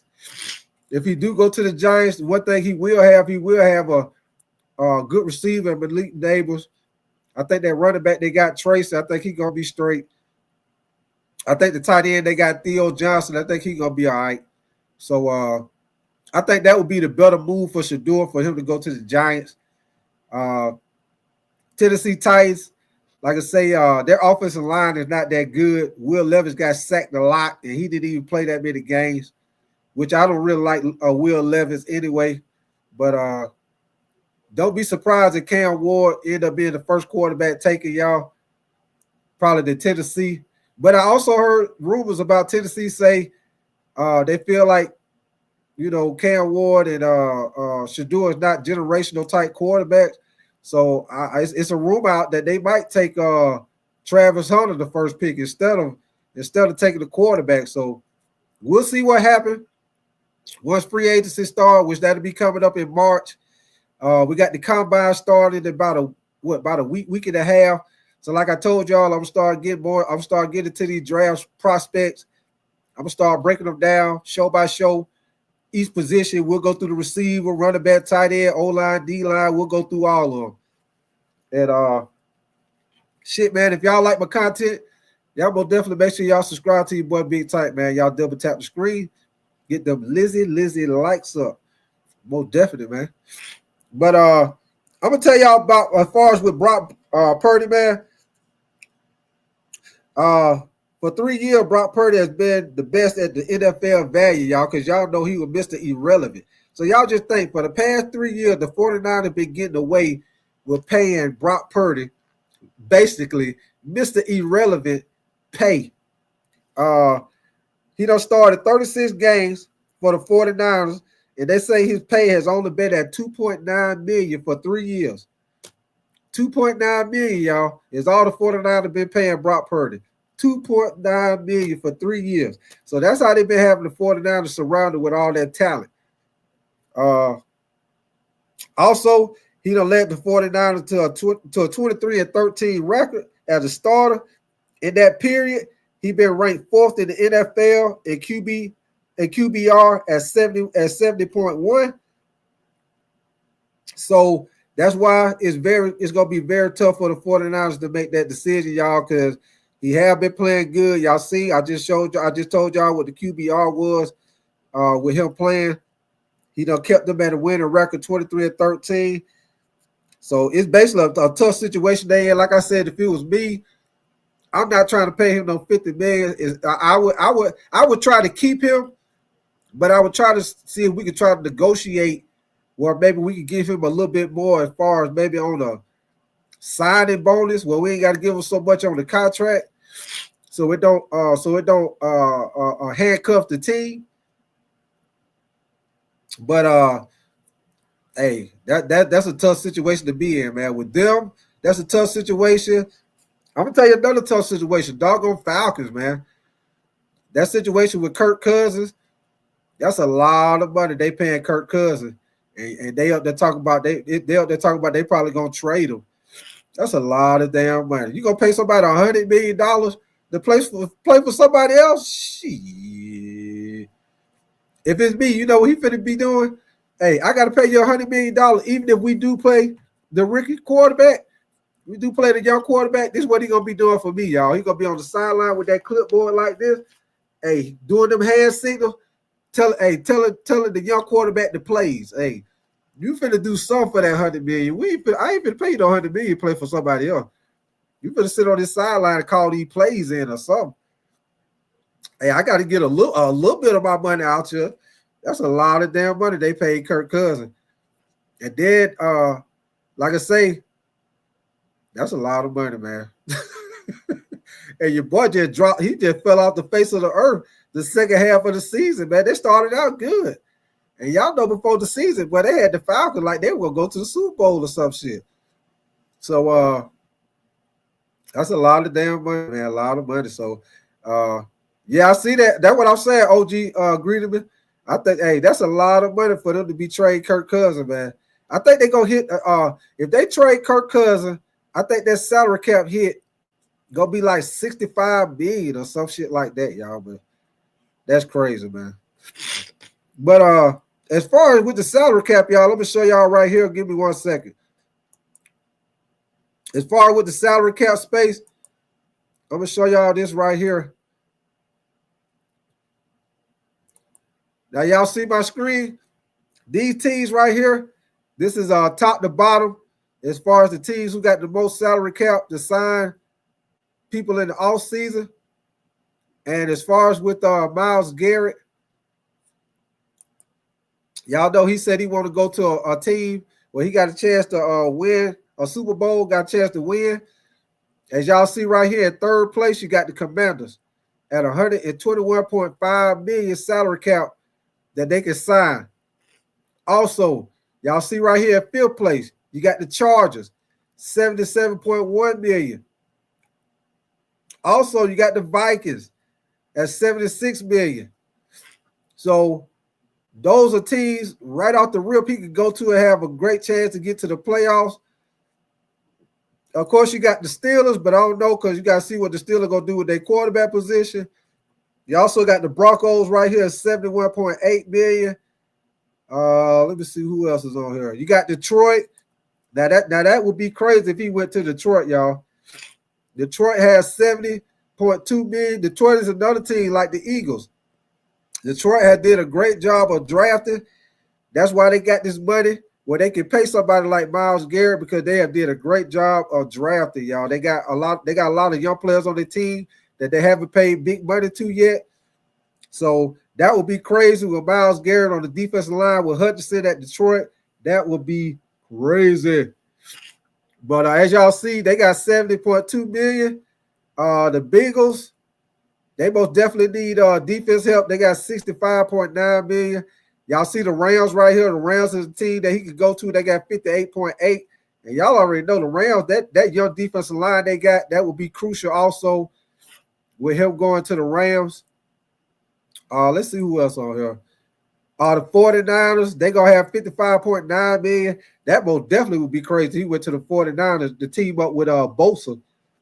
That most definitely be crucial right there. He teamed up with Bosa. The Colts, I doubt if he would go to the Colts. They ain't really got a chance of going to the playoffs right now. Let me see who else. The Packers, you got the Packers right here with $53 million. I don't see them going to the Jets, Giants, Carolina. You got the Eagles with $33.8 million, which if he went to the Eagles, I guess he probably would fill in that spot with maybe Brandon Graham. But the Eagles right here at $33.8 million, which if they sign him, that'll take up a whole lot of money as far as their salary cap. You heard Micah Parsons. The Cowboys got $29 million. You heard Micah Parsons talking about he would take less money. They try to get him over there, which I doubt if Myles Garrett probably end up going to the Cowboys. You got Tampa right here with $28.3 million. Now, these teams right here, they could sign him, but if they sign him, they pretty much locked up with their money, man. So you got the Chiefs also with $27.2 million, which I don't think he would go to the Chiefs. But the Chiefs do have 27.2 million. You got the Texans with 19.1 million. These teams right here, I most definitely feel like he ain't going to neither one of these teams. I don't feel like he'll go to Kansas City, Houston, Baltimore. I don't think he's going to the Falcons. They only got 11.6 million. They got the Falcons. They got no money to sign no damn body.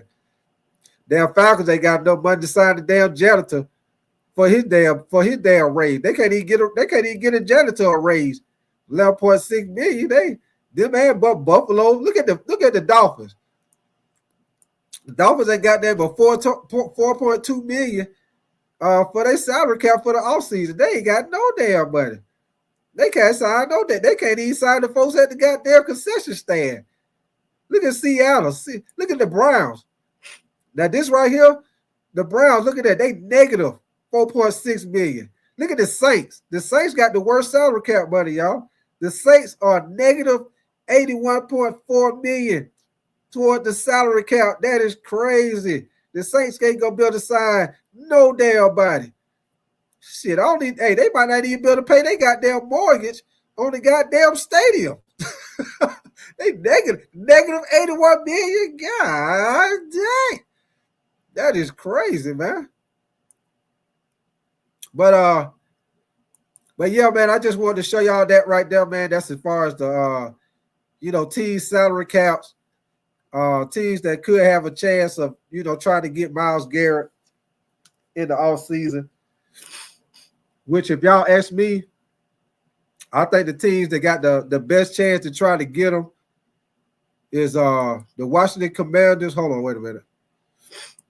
Wait a minute, let me get back on my screen. My opinion, the teams that got the best chance to get him, that it won't really hurt them.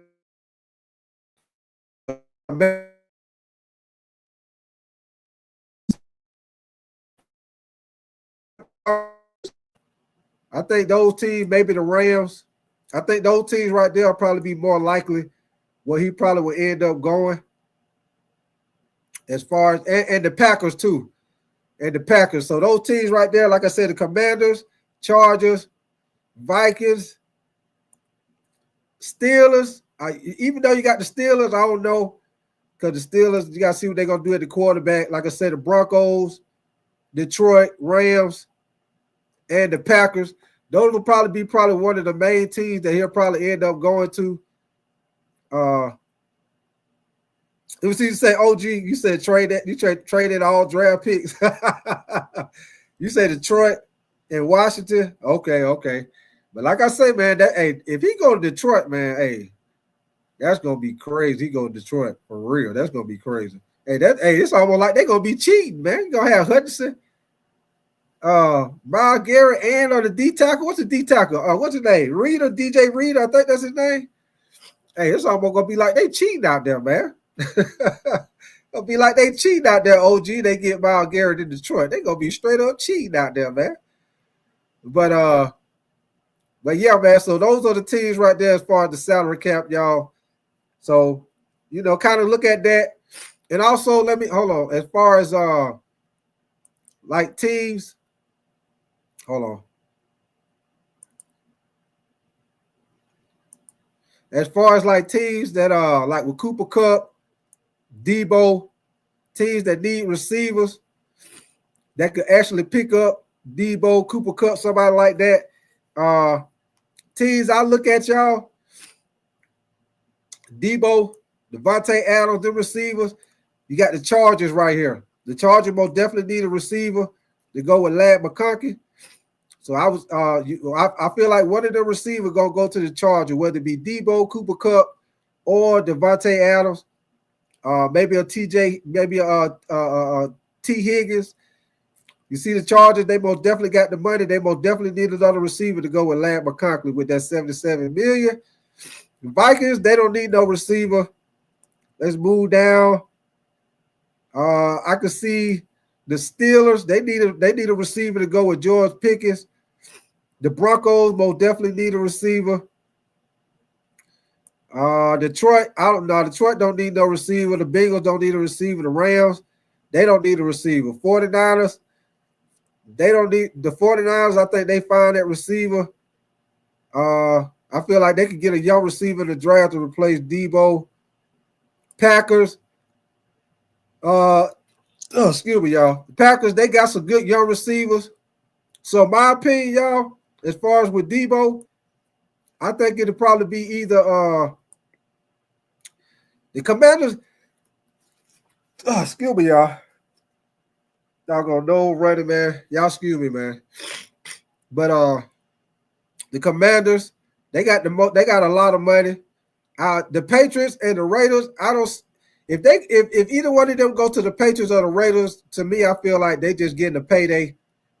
I do feel like Drake May gonna be all right. They most definitely need a wide receiver with the Patriots, but the Patriots ain't finna be winning no time soon. They got a lot of holes on their team. The Raiders need a receiver also, but we don't know what they're gonna do at the quarterback position. I believe Pete Carroll is the right coach to turn them around, but it'll be interesting to see what they do. But let me see, OG, you say Stafford go to the Raiders or the 49ers? Yeah, that'd be interesting, man. That'd be interesting. But I do feel like Pete Carroll gonna get one of them veteran quarterbacks. I do believe that. Because by the time the Raiders draft, both of the quarterbacks gonna be gone. Shador gonna be gone, and Cam Ward, both of them gonna be gone by the time they draft, y'all. So I most definitely feel like the Raiders probably gonna get a veteran quarterback. But like I said, as far as with Debo, hey, this is an interesting place too, y'all. The Cardinals. The Cardinals got the money to sign somebody like Debo or Devontae Adams or Cooper Kupp, somebody like that. So that'll be interesting with the Cardinals. Me, my opinion, I think the Cardinals need to work more on their defense. Just my opinion. But they got the money to pick them up. Of course, like I said, the Chargers, Vikings, I most definitely feel like the Vikings, they don't need no receiver. The Bears, I feel like the Bears, they got enough weapons. I feel like the Bears need to focus on their offensive line. They got weapons on receiver, tight end, running back, defense. They need to focus on their damn offensive line. Caleb Williams was the most sacked quarterback in the NFL. They most definitely need to work on their offensive line. Broncos most definitely need a wide receiver to go with Bo Nix. Tennessee Titans, they need a quarterback bad. Tennessee Titans need a quarterback. They need a go-to receiver. Lions, I don't see him going to the Lions. The Lions already got weapons. They got weapons all around the field on offense. I seriously doubt if he go to the Lions. And when I say I'm talking about Debo, I'm talking about Cooper Kupp, I'm talking about Devontae Adams, I'm talking about T. Higgins. The Bengals, I feel like they most definitely ain't gonna get nobody because the Bengals in a situation where they got to pay Jamar Chase. You got to figure out what you're gonna do with the defensive end, Trey Henderson, because he most definitely gonna want to get paid. He led the NFL in sacks with 17.5 sacks. You most definitely got to figure out what they're gonna do with him. The Rams, I feel like the Rams, they don't need no receiver. Jaguars, they mainly need to focus on their defense, y'all. Their defense is horrible, especially in the secondary as far as with the Jaguars. They most definitely got to fix their damn secondary. 49ers, like I said, with them, it'd be interesting to see what they do with Brock Purdy. With this $55.9 million, if they sign Brock Purdy, they're going to suck up a whole lot of that $55.9 million. So I think that's the reason why they talk about trade Debo. And I also feel like that's the reason Trent Williams will not be back. As far as with the Colts the Colts in a bad position right now because Anthony Richardson been looking like trash. So they most definitely got to see how that's going to go with Anthony Richardson, man. But that's pretty much with the salary cap, y'all. The Jets, they most definitely got to get them a quarterback. It'll be interesting to see what Aaron Glenn with the new coach for the Jets, what he do as far as with the quarterback position for the Jets. Now that they let go Aaron Rodgers, we'll see what they do as far as with the quarterback position. Giants, of course, they probably going to draft a quarterback.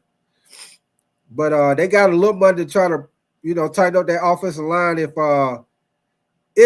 they end up drafting Shador, which I believe that's what Shador going to end up going to the Giants. They got the Panthers at $41.5 million, which they don't have a lot of money. The Panthers, that's my team, y'all. We most definitely got to focus on our defense. We couldn't stop no damn body last year. Got to focus on the defense. The Eagles, they pretty much loaded. Eagles don't really need that much, really, y'all. They loaded. We'll see what they do. They always do a great job of drafting, so they'll probably draft a defensive end, depending on if Brandon Graham come back or not.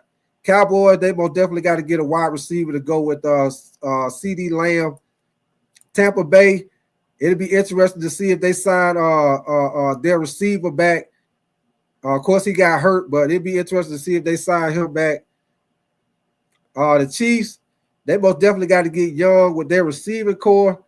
They got to see what they're going to do as far as with Travis Kelce. Look like he done lost a step, but they got to get young with their receiving core. Juju Smith look like he done lost a step. D-Hop, I think he retiring. And like I say, Travis Kelce, they got to figure out what they're going to do, man. I know Rashee Rice will be back. The Texans, they don't have a lot of money. I think they could draft a receiver. Tank Dell, he had that bad knee injury. Baltimore, they most definitely need a receiver to go with the young receiver they got already. Falcons, Falcons need a pass rusher. Falcons don't have no damn pass rush. They need a pass rusher bad. But as y'all see, they only got $11.6 million. So, Falcons, you'll probably see them end up probably releasing some people to try to build on this salary cap right here. Because they most definitely need a pass rusher. Buffalo, they don't really have no money to sign nobody really. Miami, they all messed up. They only got $4.2 million.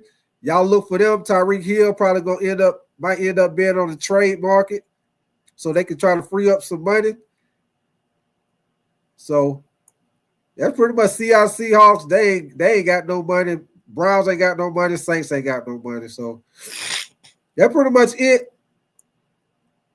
That's pretty much it, y'all, as far as dealing with the salary cap issue right there, and places where Myles Garrett, as far as with the money. What up with your PPP, man?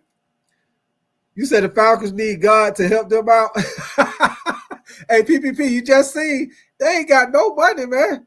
They ain't got that but $11 million. Man, they ain't got no money. They got to start letting people go PPP. They ain't got no damn money, man. They got to start releasing people or something, man. They ain't got no pass rush. They got to release some people, man. They ain't got no money. That doggone Kirk Cousins deal, they screwed them all up, man. And like I say, PPP, I'm not paying Kirk Cousins to go. I'm not trading Kirk Cousins. That's just my opinion, y'all. I know they already put it out there that they're going to trade him. But if it was me, I ain't trading you. I still got to pay you. Y'all understand, they owe him $100 million guaranteed. I ain't paying you $100 million to go play for somebody else. You gonna get over here. When I get over here, my car better be shined up clean. I'm finna get all that $100 million. I'm finna get all that $100 million out you. You finna get that broom and start sweeping up around this locker room. Hey, you finna get over there with the equipment manager and help shine up these helmets. Hey, you finna get on the sideline with that clipboard and call these plays in. Matter of fact, if the kicker get hurt, I need somebody to kick the damn ball. You go get your ass out there and kick that damn ball. Hey, I'm gonna get that $100 million out you some kind of way. It most definitely ain't finna be on somebody else's team. Let me see what you say, Perry W. Appreciate you coming through, man. You say as a Cowboys fan, try and trade Dak to the Raiders. You say Tom loves Dak, and I guarantee Shador isn't much better. We need a new face and a new GM. Hey, Perry. Hey, y'all. Hey, Roadmaster. Hey, punt team. Hey, I'm finna get that $100 million out on. Hey, he finna line up and run down on the punt team or something. But hey, Perry, y'all kind of like in a messed up situation as far as with the GM situation, because Jerry Jones need to go buy him a recliner chair and go sit his ass down somewhere and get him a real GM and let that GM run the damn team, man. Hey Perry, that's why I feel like the Cowboys can't get that coach that they want to get, man, because of the fact that Jerry Jones won't take he won't take a step back, man. Jerry Jones is the first person to get interviewed after the game. You say sit his ass in Cabo, yeah. He most definitely need to go sit down somewhere. Hey Perry, all that money Jerry Jones got. He most definitely go get on one of them nice ass yachts you got. Go get your wife, and y'all go travel and go see the world. Or buy your goddamn RV and go do some damn traveling, man. Go sit your ass down somewhere and get your general manager to run the damn team, man. And we don't need your ass in the damn camera. The first person who's doing a damn interview after the damn game. The first person supposed to be doing a press conference is fucking Dak Prescott. Anybody else need to sit their ass down. They're supposed to be the head coach and the quarterback after the game, whether you win or lose. It ain't supposed to be the goddamn owner. But like I say, man, y'all excuse me this morning, man. My doggone nose running. I just woke up this morning, damn nose running and shit, man. But so y'all forgive me for on here wiping my nose and shit, man. But hey, we still gonna get it. Hey, I'm still snatching the covers off y'all ass. Early this morning, I'm snatching them off. Get your ass up. Yes, sir. Y'all ass. UP up. And if y'all ain't heard, I was playing it earlier. Matter of fact, I'm gonna go back to it in a little bit, y'all. You said, hey, Romeo, you said cold. Hey, it's cold as hell in Georgia too, man. Hey, it's cold as hell outside this morning. Most definitely, OG. It's cold as hell outside. Hey, what that old song say, y'all? When it's cold outside, girl, who are you holding? When it's cold outside. Yes, sir. Hey, it's cold, but hey, you better wrap. Hey, what that old Dave Chappelle show say? Wrap it up. Hey, you better wrap your ass up out there. It's cold. It's cold out there. It's cold out there, boss. What your boy say on life? Boss, he ain't working. Boss, he ain't working. It's cold out there. It's cold. Y'all know when it get cold outside, you get all ashy, your knees and elbows and shit get ashy, your lips get dry. Y'all most definitely make sure y'all keep that chapstick in your pocket. Y'all don't want your lips out there splitting in this cold air out there, y'all. But you say, oh, do you say we off the water too? Hey, I know it cold. You out there by the water, boy. Let me see what you say, PPP. You say snowstorm coming Wednesday for Charlotte. Man. Boy. Hey, I hate it for you, boy. Hey, I'm gonna have to keep up with the weather down here in Georgia to see what it's looking like for me. But if y'all ain't heard, well, I'll go back to it later, man. I know y'all heard about the thing with Ocho Cinco, with your boy saying he had to get old male enhancement surgery. He said the women do it all the time, why the men can't do it. But we're gonna jump back into that in a little while, y'all. But y'all give me 1 second. I got something else I'm gonna show y'all on my screen. Like I say, y'all new to my channel, man. Y'all will definitely double tap the screen for the likes. And y'all subscribe to your boy Big Tight, man. Hey, I need about 150 more subscribers to be at 1,000 subscribers. Boy, y'all need to help your boy. Y'all need to help your boy climb that ladder. Help your boy climb that ladder and get on up there to 1,000 subscribers, man. Get your boy on up there, man. I appreciate y'all coming through, kicking it with me early in the morning. Early one day morning. Well. Give me 1 second, man. I got something else I'm going to show y'all. Give me 1 second. Let me find this shit. Okay, this right here, y'all. As far as with the trades, these are the 10 NFL players that could be traded this offseason. And they're going to talk about where they probably end up landing. So here we go.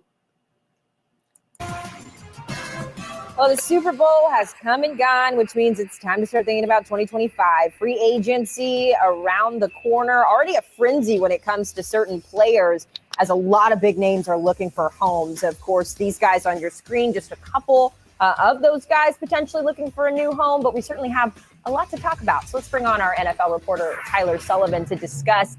Tyler, we got to start with Myles Garrett because he was the one that kind of kickstarted this whole I want to be traded to a different team situation.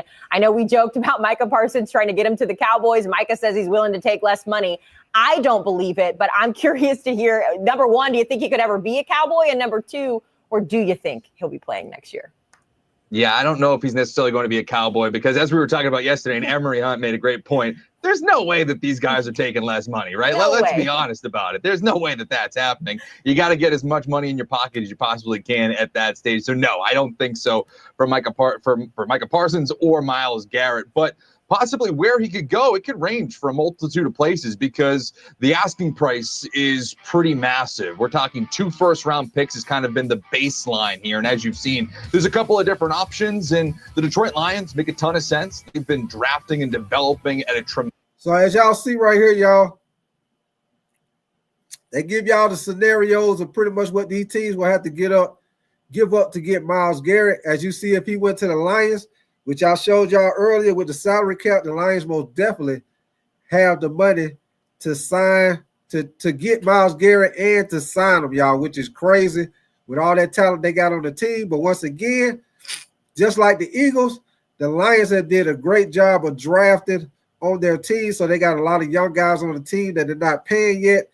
So as of right now, if the Lions traded for them, they would give up a first-round pick, which is their 28th pick, and they would give up another first-round pick in 2026. The Commanders, which I showed y'all, they got the third most amount of money to spend. They would give up a first-round pick this year, 2029, a first-round pick next year, and they would trade D-tackle Daron Payne, which I would do that in a heartbeat to get Myles Garrett. The Patriots, they would give up a first-round pick, which is the number 4 pick, and a 2026 second-round pick. And if y'all ask, why the hell the Patriots ain't got to give up 2 first-round picks like the Commanders and the Lions? What y'all had to do is peep that game. These first-round picks for the Commanders and the Lions are late picks. And that's the reason why the Patriots only got to give up 1 first-round pick, because that pick is the number 4 pick. So for that number 4 pick, you ain't got to give up 2 first-round picks. You give up 1 first, 1 second next year. But here we go, y'all. Yeah, OG, the Lions do got the best package, as you see. Well, to be honest with you, OG, the Commanders actually got the best package because they give you 2 first-round picks and they give you Daron Payne. And if you know anything about Daron Payne, he's a very solid defensive tackle. So the Commanders actually give you the best deal. But after that, it's the Lions. The Patriots, that's a good deal because you get the number 4 pick, so you're gonna get a top player. As far as for Cleveland, they would get a top player. But for me, I feel like the Commanders give you the best deal because they're gonna give you 2 first-round picks and you're gonna get you a good, solid defensive tackle. So hold on, y'all. Let me finish playing this for y'all.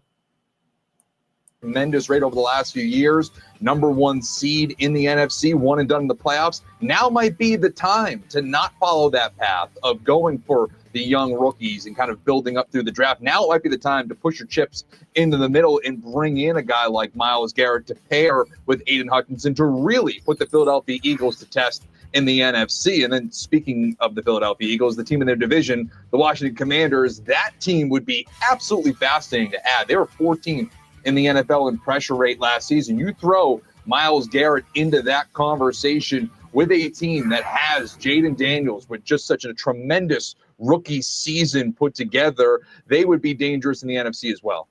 Let's talk about a couple of players out in the West. Cooper Kupp, the writing was sort of on the wall, right? At the end of the season, he said, I don't know what my future is going to look like. Now the Rams requesting to have him traded out. Where do you think a former Triple Crown winner could end up? Yeah, I think a lot of teams are going to be interested in him, ranging from Super Bowl contenders to still developing teams. One team that I think is really interesting is the Cincinnati Bengals. They're going to be a team that we talk a lot about this offseason because of all of the kind of roster decisions that they need to make. Of course, T. Higgins being key among them going into free agency. I would argue that you might be better served moving off of T. Higgins, allowing him to hit the open market, and then going out in a... And I'm going to pause this for a minute, y'all, because I agree with this guy was saying that they should let T. Higgins walk. I feel like it's easier to find a wide receiver than it is to find you a pass rusher.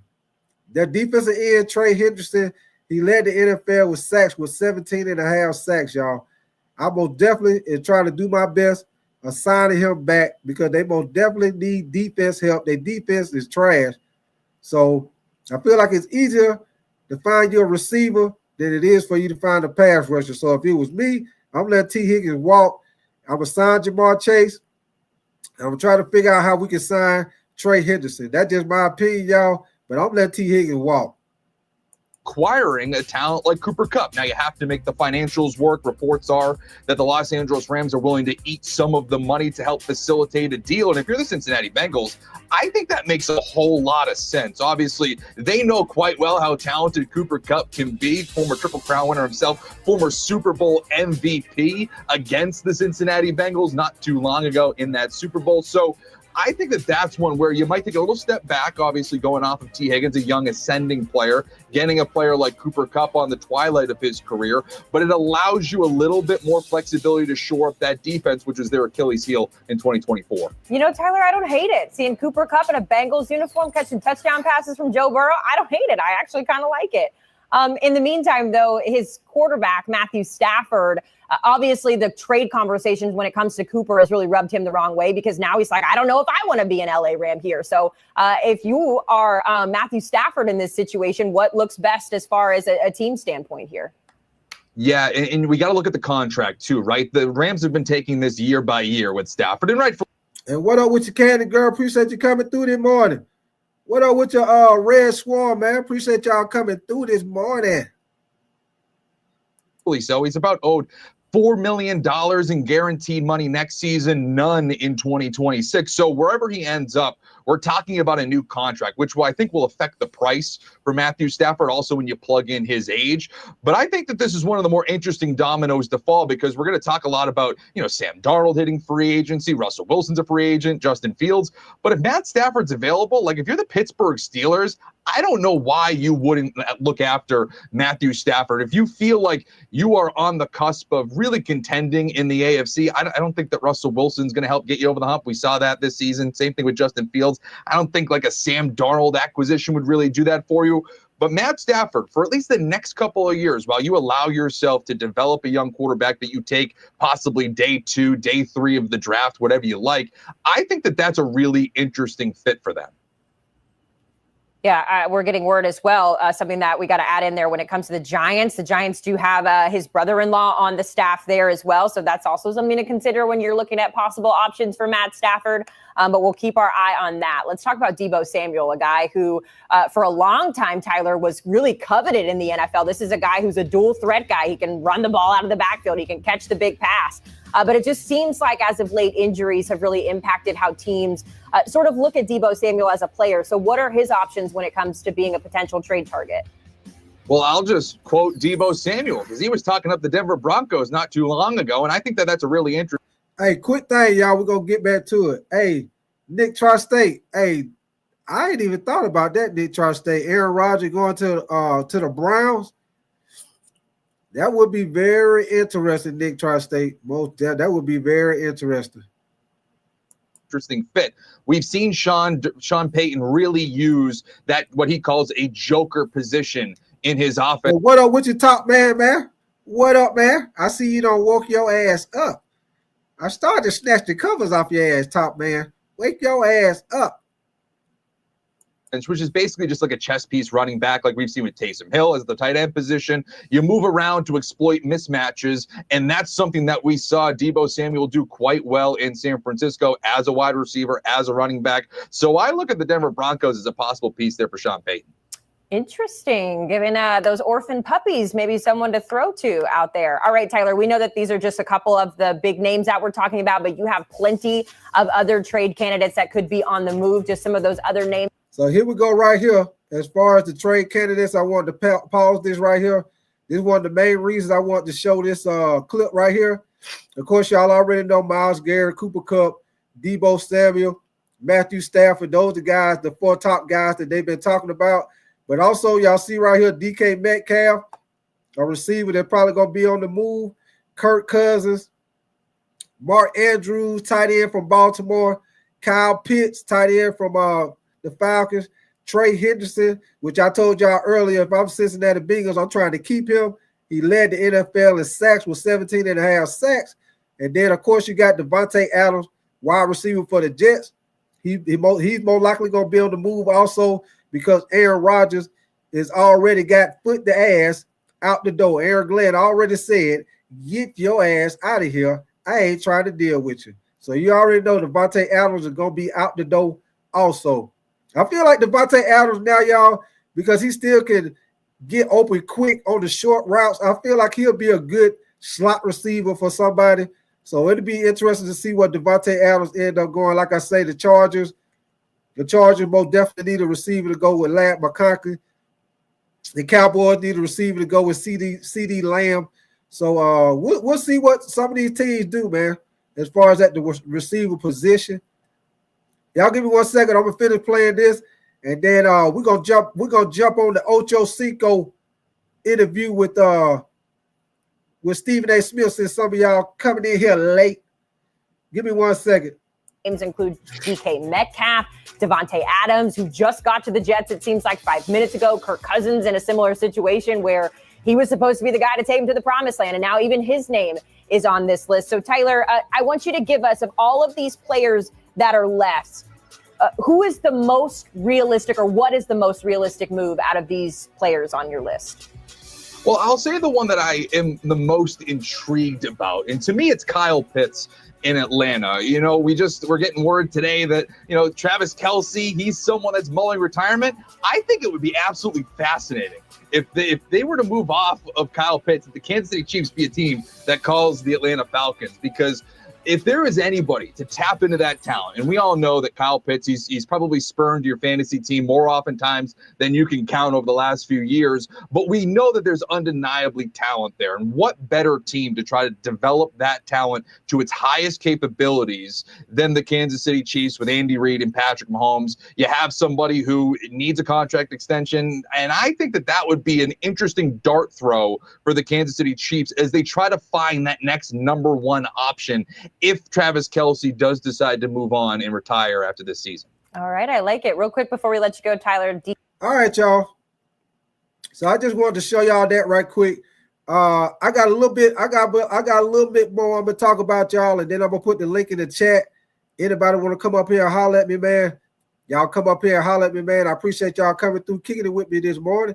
If y'all new to the channel, like I always say, y'all will definitely subscribe to my channel. If y'all like my content, y'all double tap that screen. Get them listen likes up, man. And like I always say, get them thumbs up. Just like back in the day, you do the thumb wrestling. You get that thumb wrestling. 1, 2, 3. Got you with the thumb wrestling, baby. Give me them thumbs up. Or, like I say, shoot that 8 ball in the top corner pocket and hit them 3 dots up there at the top corner. Y'all most definitely get the thumbs up with that too, y'all. I most definitely appreciate y'all coming up in here, man. But hey, what y'all think about your boy Deebo end up going to Kansas City, man? What if Deebo, because you know Kansas City most definitely gonna be looking for a wide receiver with Travis Kelce, might retire. You know, D-Hop gone, Juju done lost a step. They will be getting Rashee Rice back, y'all. But what if your boy D-Hop went to doggone Kansas City, or Devontae Adams went to Kansas City that would be crazy too, y'all. But definitely would be wild. Let me see, you say Red Swarm, you say OG Green, so did the 49ers, you say, but what happened to them start lying on the pass? You said start living on the pass. I'm sorry. But here we go, y'all. I'm going to play this for y'all, man, if y'all went in here earlier. If you was in here, I'm going to play it one more time because this shit was hilarious to me. If y'all ain't heard about the Ocho Cinco interview with Stephen A. Smith, y'all most definitely got to hear this shit. This shit is hilarious, man. And after I play this, y'all, I'm gonna put the link in the chat. Y'all come up here and talk to me. If y'all want to talk to, give me y'all opinion on what Ocho said, what he talked about, man. And your boy Ocho said women get the enhancement done all the time. What's wrong with the men getting the enhancement done? What up with you, James WT, man? You say fly, Eagles fly. Yes, sir, man. I know you still flying with that Super Bowl, man. Hey, congrats on the Super Bowl, James WT, most definitely, man. Appreciate you coming through, kicking it with me this morning. Yes, sir. Y'all give me 1 second, man. I'm going to share my screen with y'all.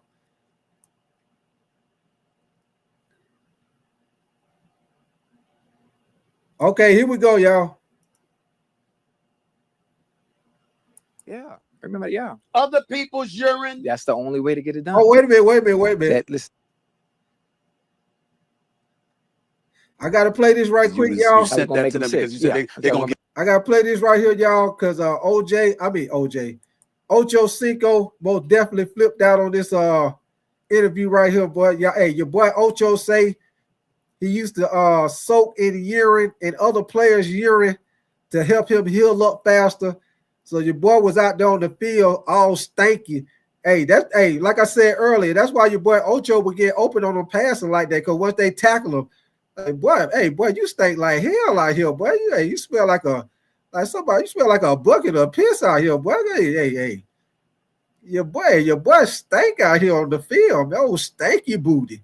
But here we go, y'all. I'm gonna play this for y'all, and then I'm gonna put the link in the chat.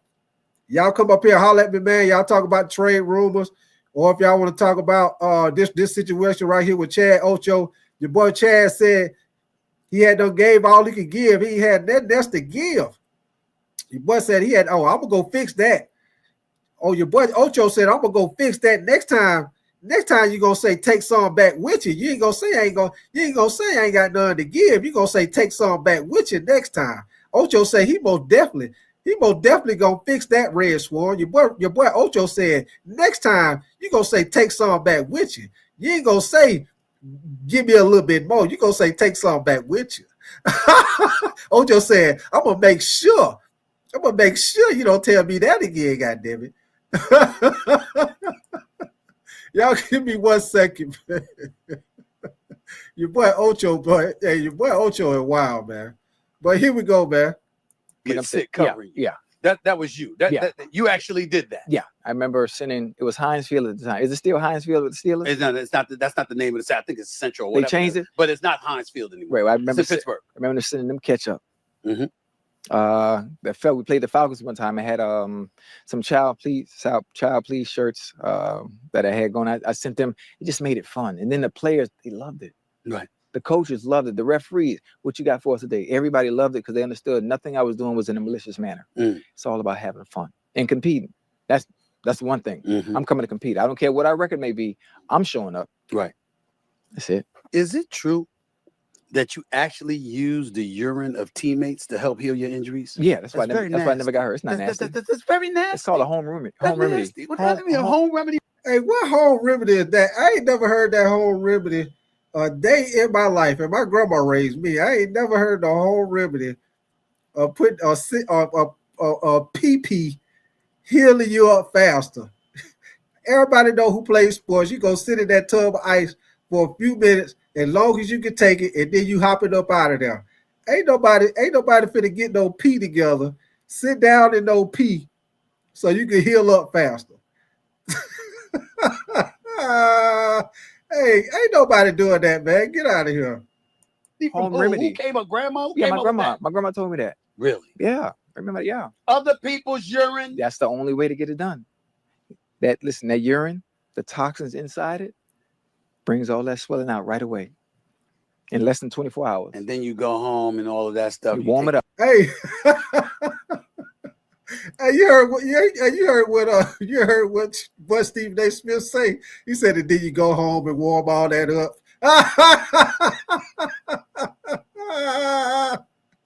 Hey man, you cannot make this shit up, man. You cannot make this shit up, man.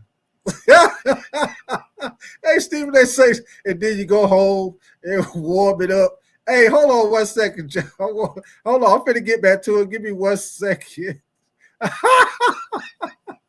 I gotta play this one more time, man. Hey, this is what Stephen A. Smith was doing right here, y'all. I gotta play it one more time.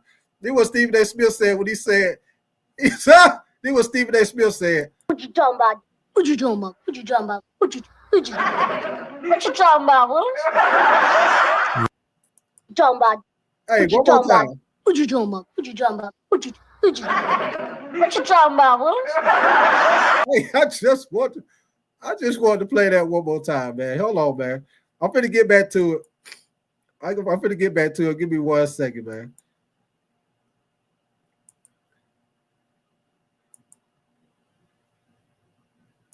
Put it in the microwave, in bed put and it stuff in like there. that. Your woman, and she never had a problem with that. No, No. Because I mean, you're all about pleasing your woman, right? You always about Well, actually, happy, right? I was focused. You was focused at the time. Back then, so you during were that sleeping time. alone. Yeah, Did you use in bed alone after putting your feet in urine? It might have been 2 or 3 women at that time.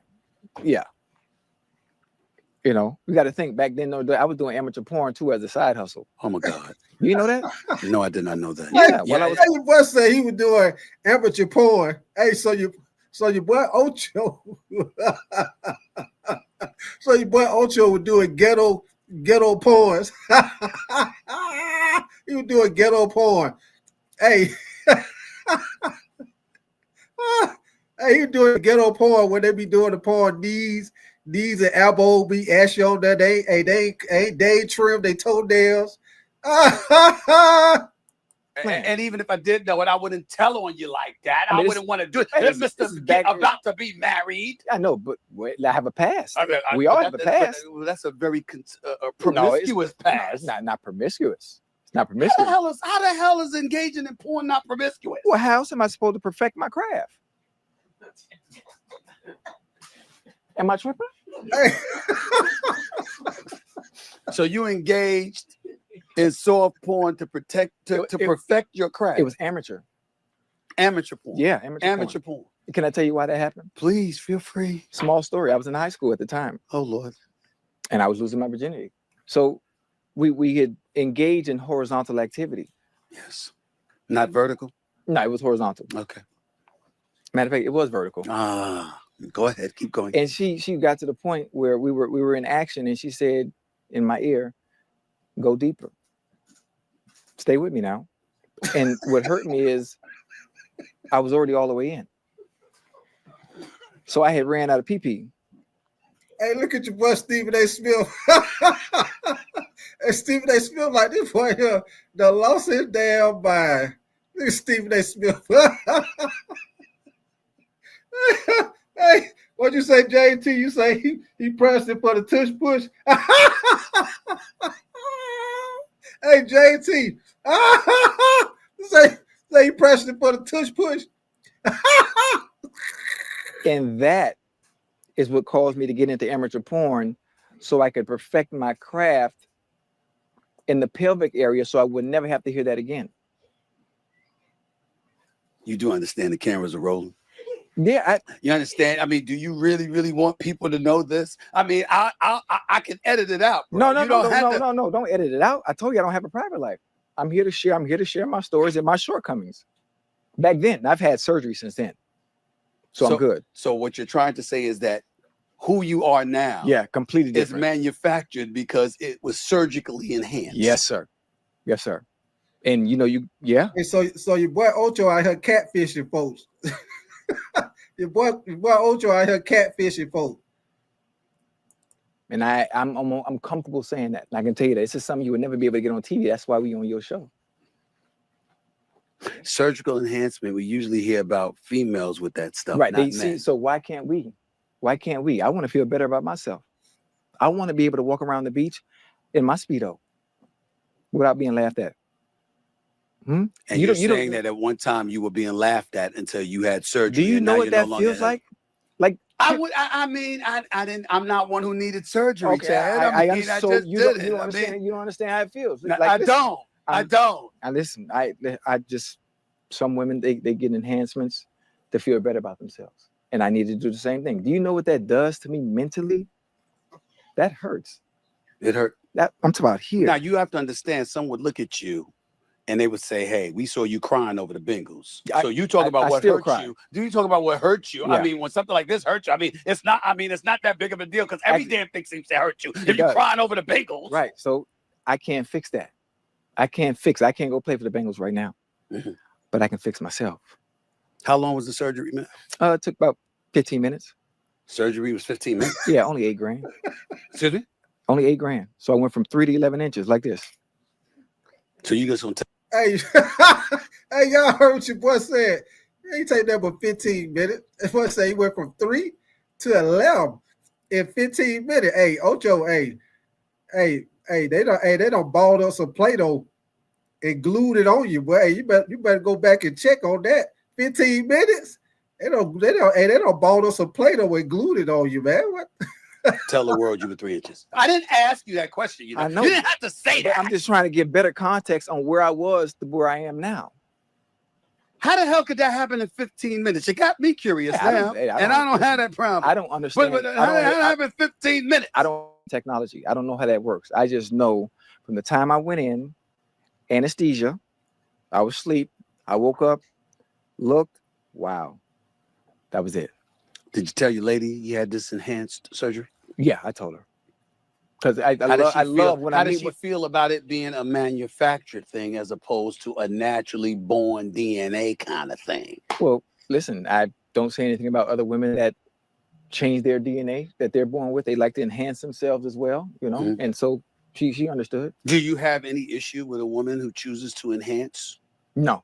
Whatever you need to do to feel better about yourself, more aesthetically pleasing to the eye, I'm all for it. I don't have a problem with it. Yeah, I don't. You sure?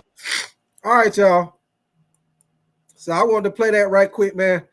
I'm gonna put the link in the chat, man. What y'all feel like what Ocho saying, man? Do y'all think it's wrong? He say women enhance themselves all the time. He said, what's wrong with a man enhancing himself to make himself feel better? So I'm gonna put the link in the chat, man. Y'all want to come up here and holler at me, whether y'all want to talk about this situation with Ocho, how y'all feel about it? Do y'all think it's wrong for your boy Ocho to be out here catfishing women, out there catfishing women? Or do y'all think it's do y'all feel like if he got the money to do it? But it most definitely was wild as hell, man. But hey, I guarantee y'all this. One thing I will say about Ocho, I guarantee is more people out here doing that shit. Ocho Cinco just the only one to admit that shit. I guarantee you some of these celebrities or some of these people out who got money, I guarantee you he ain't the only one that did that shit, y'all. He probably just the only one to admit it. But I guarantee you he had to find out about it from somebody. He found out about it from somebody. Somebody had to tell him, hey, I know how you can fix that problem. Go see this doctor right here. This doctor fixed me up. Go see this doctor right here. Somebody had to tell him. You know what I'm saying? He just the only person that admit it. But I guarantee you there's other folks out here doing that shit too, man. But hey, y'all want to come up here and holler at me, man? I put the link in the chat. Y'all come up here and holler at me, man. Y'all give me y'all opinion, whether it's on Ocho or some of these trade rumors, where you think Debo, Cooper Kupp, Myles Garrett might end up going. If you want to talk about, your opinion on how the All-Star game went, do y'all think they should just leave it like how it was? Or do y'all like this new 14 format that they got from last night? The dunk contest, you know what I'm saying? I felt like Matt McClung, I feel like he won it because he was the most creative, with it, as far as when he jumped over the car. Your boy got super hot. 3-point contest, three-point contests always be pretty good. He'd be trying to see who's going to shoot the best. Buddy Hield most definitely started out hot, but Tyler Hero ended up winning the 3-point contest, which was I thought Dame Time was going to end up getting it in their hometown, but Dame Time got knocked out early. Let me see you just say, James, you said today is Michael Jordan's birthday. That what's up, man. Hey, I still say to this day, y'all, was that a push-off that your boy MJ did in the playoffs, in the finals, to your boy Russell when he gave it that little push. Some folks say it wasn't no push. I see his hand. I seen his hand kind of push him a little bit when he crossed back over and shot that jump shot to win the game. Some folks have said it wasn't. Some folks say it was. But I say he did give him a little tush push, James WT. He gave him a little tush push right there. He gave him a little tush push for him to win that game. Yes, sir, man. Yes, sir. Yes, sir. But, man, I will tell y'all this as far as with the NFL free agency coming up. And like I said before, the combine is coming up. I think it's about a week or so, y'all. Hold on. Let me see the combine. What the hell is the combine? The combine going to be February the 24th through March the 3rd, y'all. So I will be getting more into breaking down these players, these NFL prospects coming out, man. We'll be breaking them down position by position. We'll probably start with the quarterback, go to the receiver, running back. We'll do each position one by one. Like I say, March the 4th will be the deadline as far as putting the franchise tag or the transitional tag on players. Also, March the 10th through the 12th will be when they can start negotiating for the unrestricted free agents. So got a lot of stuff coming up, man. Like I said, the combine right around the corner. You know, everybody waiting on that combine. See what some of these guys gonna run in the 40. I'm gonna definitely waiting to see what the tight end from Penn State gonna run in the 40. If he mess around and run by the 4.5, 4.4 in the 40, it's a wrap. Let me see what you say, Yankees on. You say, oh man, I appreciate it, man. You said, bro, you're my favorite YouTuber. I appreciate that, man. Hey, Yankees on. I be trying, man. I try, man. My main thing, Yankees on, is I try to do my best to entertain y'all. But for me, I don't feel like I'm entertaining y'all. I'm just being myself. If anybody know me, man, they know I'm like this all the time, man. This is me. I like to laugh, have a good time, talk about sports. That's one thing about me. I'm going to be myself. If I can't be myself, hey, fuck it. I told my wife that when we first got together, hey, if I can't be myself, if you don't like to laugh, have a good time, now we're going to be serious. Don't get me wrong. We ain't finna be playing, joking all the time. But I do like to laugh, have a good time. If you don't like to do that, hey, I don't know what to tell you. But I'm going to definitely, we're going to talk. We're going to do the serious thing. We're going to laugh and have a good time too. That's me. I can't be nobody else but me. I ain't going to do it. If I can't be me, hey, it ain't no we. If I can't be me, it ain't no we. Forget that. Believe that. Y'all give me 1 second, man. I got one thing I'm going to play for y'all. Like I say, any of y'all want to come up here and holler at me, man, y'all most definitely come up here and holler at me. I put the link in the chat. I got this right here for the NBA All-Star game last night, y'all, when they gave Steph Curry the first Kobe Bryant MVP. Of course, y'all know they changed the name in for Kobe Bryant. So y'all give me 1 second. I'm gonna play this for y'all with Steph Curry getting the MVP trophy for the All-Star game last night. Give me 1 second. I just wanted to play that right there for y'all right quick, showing Steph Curry won the MVP last night from the All-Star game, man. Like I said, as far as the new 14 format that they trying out, they was trying to get more eyes on the game because, a lot of people don't watch the All-Star game like they used to because a lot of people feel like they don't really play, defense no more. So, also, as y'all know, LeBron, he backed out at the last minute, said he wasn't going to play, which I feel like he didn't really need to play anyway, y'all. People want to see LeBron, but I'm a Laker fan. I'm glad he didn't play. We need you to rest us so that ankle and that foot be good. They hit this second half of the season running. They most definitely got to. I think they got to play Charlotte on Wednesday, and then they got to play the Denver Nuggets. I think Saturday night, if I'm not mistaken. They'll play the Denver Nuggets Saturday night, which I'm a Laker fan. I'm most definitely going to do a live game reaction for that Lakers and Denver Nuggets game Saturday night. We'll see with Luka if they can try to do anything with the Denver Nuggets, because y'all know the past couple of years, Denver Nuggets been whooping the Lakers' ass. They cannot beat the Denver Nuggets for nothing. So we'll see if they be able to play up any better because they still don't got nobody for the Joker. So we'll see what happens if Luka can make anything a little better. But we'll see, y'all. We will see. But as far as I don't really do NASCAR, y'all, but if y'all do NASCAR, if y'all don't know by now, William Byron, he won it for the second straight year, the Daytona 500. Tyler Reddick came in second place. Jimmy Johnson came in third. Chase Briscoe came in fourth place. And in fifth place, John Hunter Nemechek, I guess that's how you pronounce his name. He came in fifth place as far as with the Daytona 500, y'all. Which I might start watching that a little bit, y'all. I might start watching that a little bit. Like I said, if y'all new to the channel, y'all like my content, y'all want to subscribe to your boy Big Tyke, man. Double tap the screen. Get them Lizzie likes up. And like I said, if you're new to the channel, we do a little bit of everything over here, man. We do the NFL, college basketball, college football, NBA, boxing. Do a little bit of everything, man. So if y'all like that type of party, you most definitely come to the right spot. Most definitely come to the right spot, man. But so what y'all feel about this situation? Like the situation with because basically the 49ers and the Vikings are almost in the same situation, man. They both in a situation where they got to make a decision that they're going to pay these quarterbacks, which I feel like neither one of them is really worth paying a whole lot of money. What would y'all do in that situation with the 49ers, Brock Purdy, Minnesota Vikings, with Sam Darnold?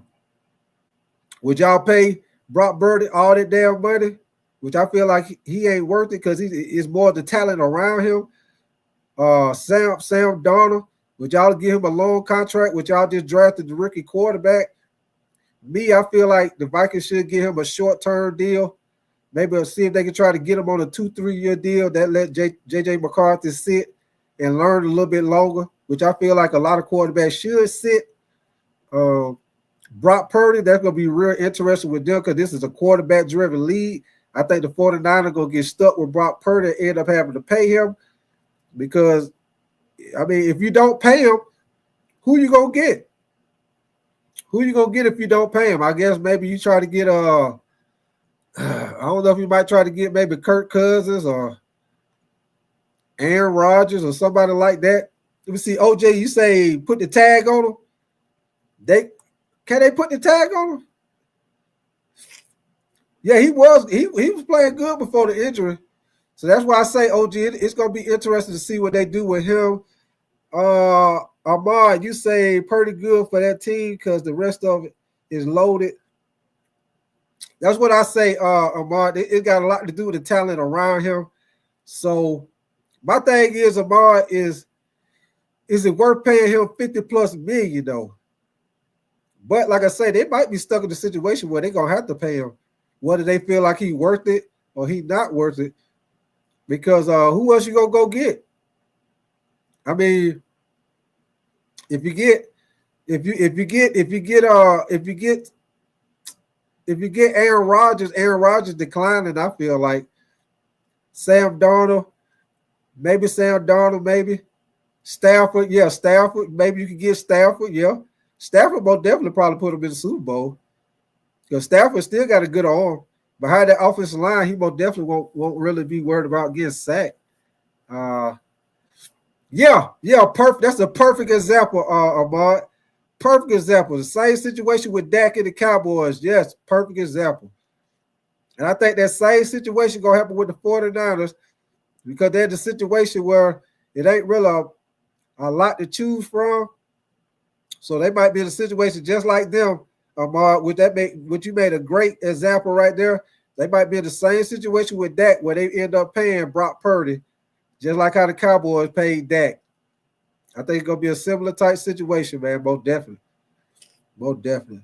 Man, Dale Harvey, what up with you, man? You say Brock Purdy had a 10-point lead in the Super Bowl versus you say his job is in clutch, pay him. Donald disappears when you need him. Let him walk for backup money. Hey, I feel that same way, man, Dale, because Sam Darnold most definitely he fell off the last 2 games. Detroit was able to get pressure on him, and then when they played in the playoffs, the Rams most definitely. What the Rams sacked them like 8-9 times in that game? If I'm not mistaken, Mandel, in the playoff game. I think the Rams sacked them like 8-9 times in that game. So that just go to show you if you're able to get pressure on Sam Darnold, he go right back to the old Sam Darnold. He start back seeing them ghosts, and hey, it's a whole different story there.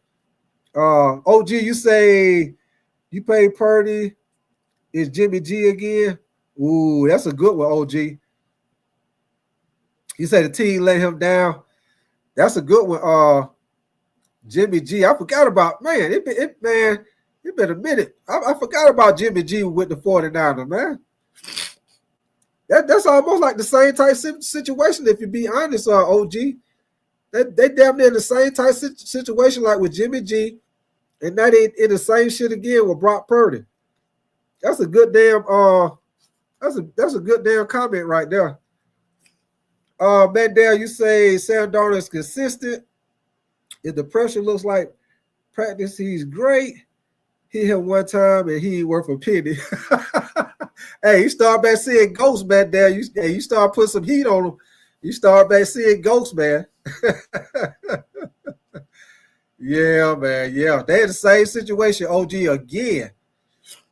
But you know what? I think OG, they keep following that same situation, OG, because the 49ers, they continue to have a great team, like surrounded. So they're able to get by with quarterbacks like Jimmy G, Brock Purdy. So you never know. They might end up doing the same thing again, man. They've been working for them. They might be in a situation. Hey, check this out. Check this out. Now, I know y'all ain't thought about this. What if they get somebody like Justin Fields? How y'all think Justin Fields would be with a team like the 49ers? What y'all think about that? Hey, it just popped up in my mind. I'm just bouncing it off the wall. It just popped up in my mind. I'm just bouncing it off the wall, y'all. What y'all think about that? Oh, excuse me, because Justin Fields, he looked pretty good with Pittsburgh. The first what was it, like about 4 games? I think 4 or 5 games with Pittsburgh he played. That what you say, OG? You said Justin? Yeah, that's hey. Y'all think Justin Fields will be all right with the 49ers, y'all? He can do the same thing, and you ain't got to pay him that much money. You can get by with Justin Fields a couple more years before you got to pay him some big money. You can get him in there. He got talent surrounded.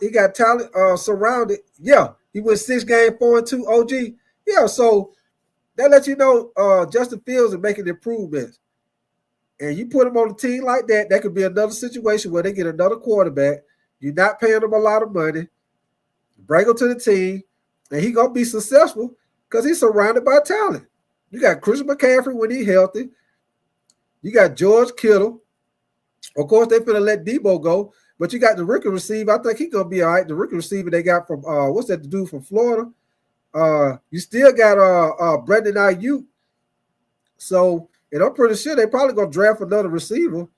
You got talent on the defense. So I feel like Justin Fields, he's somebody you can get for the low, and you can let Brock Purdy walk. The same thing they did with Jimmy G, OG. They can do the same thing again, OG, and get somebody like Justin Fields and keep it moving. And keep that team together, and you still ain't playing the quarterback shit. Just throwing it out there at y'all. It just popped up in my mind. I said, I'm going to bounce this off the wall off y'all ass. See what y'all think about that. But I think that would be a good move, man. They'll pick up Justin Fields. Hey, he also can hurt you with his legs. And that's most definitely going to help you, especially when you play against a top team. You most definitely need a quarterback with the play breakdown, or if it's a play where the secondary do a great job of covering, the quarterback take off running, get them first down, you know. He'll add that dimension to their team, which is something that they ain't really had. Because if you peep game, the 49ers always have, you know, they've been a pocket quarterback for the past couple of years with Brock Purdy, you know, Jimmy G. So, it's just my opinion, y'all. Justin Fields going to the 49ers. Like I said, it'd be interesting to see what the Raiders do. Now they got Pete Carroll. I'm pretty sure Pete Carroll gonna go with a veteran quarterback instead of going with a rookie quarterback. What y'all think about if he get back with Russell Wilson? What y'all think about Russell Wilson? Him and Pete Carroll get back together with the Raiders. What y'all think about that? See, OG, you say Justin Fields or Stafford for the 49ers. Yeah, I think that's a good one, man. I think that's a good one. Fields or Stafford. I think both of them would do good with the 49ers. You say Carroll will take him. You say Russ done. I think Russ, he most definitely declining. But, you know, OG, I just threw it out there because of the fact that they used to play together. I mean, not play together, but Russell Wilson used to play for him. And when they were together, they was a pretty good combination, you know, with Seattle. Russell Wilson, if y'all think about it, ever since he split up with Pete Carroll with the Seattle Seahawks, Russell Wilson ain't did shit since he left Seattle. So that'll be interesting to see what the Raiders do at the quarterback position, man. They might be somebody that might try to get. Well, I doubt it. I doubt if Matthew Stafford will go to the Raiders because the Raiders ain't really got that to work with on offense like that. So, like I say, we'll see what happens with that. Hey, another thing y'all can look at, DK Metcalf. You know, he used to be with Pete Carroll. It'd be interesting to see if Pete Carroll might try to go after Metcalf. Since Metcalf, you know, there been rumors out there about Metcalf being traded. So, never know. Metcalf might team back up with Pete Carroll. So that'll be interesting too, y'all. So, hey, I think it's gonna be a good offseason, y'all. As far as with the trades coming up, man. Like I say, you got the combine coming up. A lot of people call it the Underwear Olympics. The Underwear Olympics. It's gonna be somebody in there to run a fast ass 40 time, end up jumping up the damn draft boards. So it's gonna be a good one, man. It's gonna be real interesting to see what happens this offseason, man. Let me see. Hey, Blanco, you say fly, Eagles fly. Yes, sir, man. Yes, sir. Oh, yeah, OG. You say the slave auction. Hey, if you think about it, OG, it is kind of like that. If you think about it, OG. If you think about it, it is kind of like that, OG, because they is like, hey, if you look at them old movies, how they have them like standing right there, you know, and they checking about it and everything, trying to, hey, it's very similar. I can't knock you on that. I can't knock you on that. Hey, it's kind of on the racist side, but if you think about it, this shit true, OG. It's most definitely true as hell. Most definitely true as hell, man. Let me see what you say, Matt Dale. You said Justin Fields worse because he doesn't get missing whenever he gets hurt, whenever he gets hit. I'm sorry. You said he could pair with CMC like Lamar did with Henry, Hurts with Saquon, make your running back more effective. Yeah, that's what I say. That's what I'm saying, Matt Dale. I think Justin Fields would be a good fit with the 49ers, man. Yeah, I believe it'll be a good fit, man. Yeah, you say they do that at high school camps too? Yeah, man. Yeah. But yeah, I think Justin Fields would be a good move for the 49ers, man, to let Brock Purdy walk and get Justin Fields for and make it so bad, man, Dale. You can get him for the low. You ain't got to pay him a whole lot of money. You probably could get away paying Justin Fields probably maybe about $10 million. You probably could pay Justin Fields probably about $10 million. And he'll be happy with it. He'll be happy to be on a winning team. He'll be happy to be surrounded by talent. Justin Fields ain't never been surrounded by talent like that.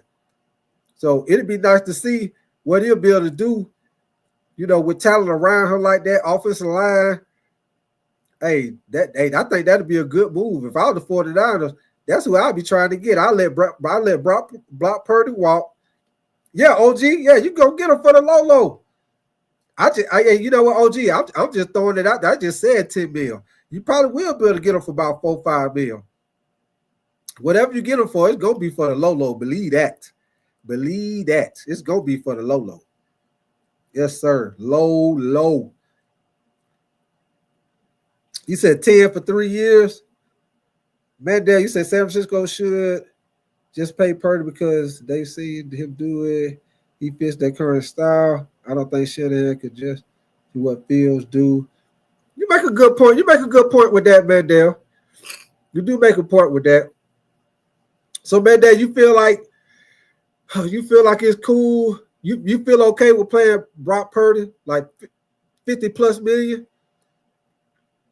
Like I say, Mandel, they in a situation where they kind of, what you want to call it, stuck like Chuck.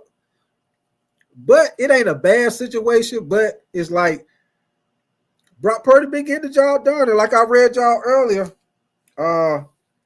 since he been with the team, he done started 36 games. They are 23-13 for a starter. And in that time period, he been ranked 4th in the NFL in QBR at 70.1. The whole time he been there as their quarterback. So when you look at it, Mandel, when you look at it stat-wise, you can't knock the stats. Hey, he been 4th in the NFL as far as QBR. He done led them to a 23-13 record since he been there out of 36 games. Got to win a record. So the defense do a lot. They do a lot.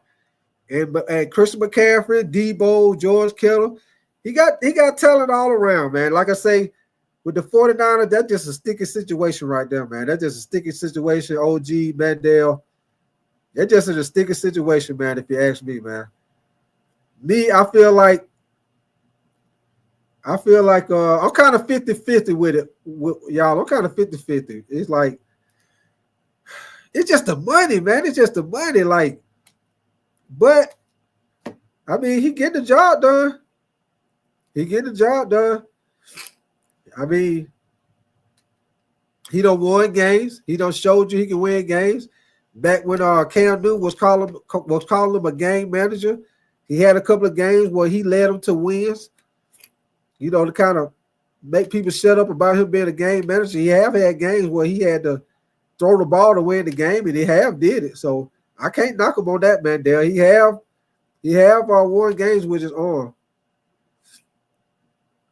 You say he ain't never threw for 3,500 yards, and that's what I'm saying, man. That's why I say either way you look at it, that's a sticky situation with Brock Purdy, man. That's a sticky situation, man.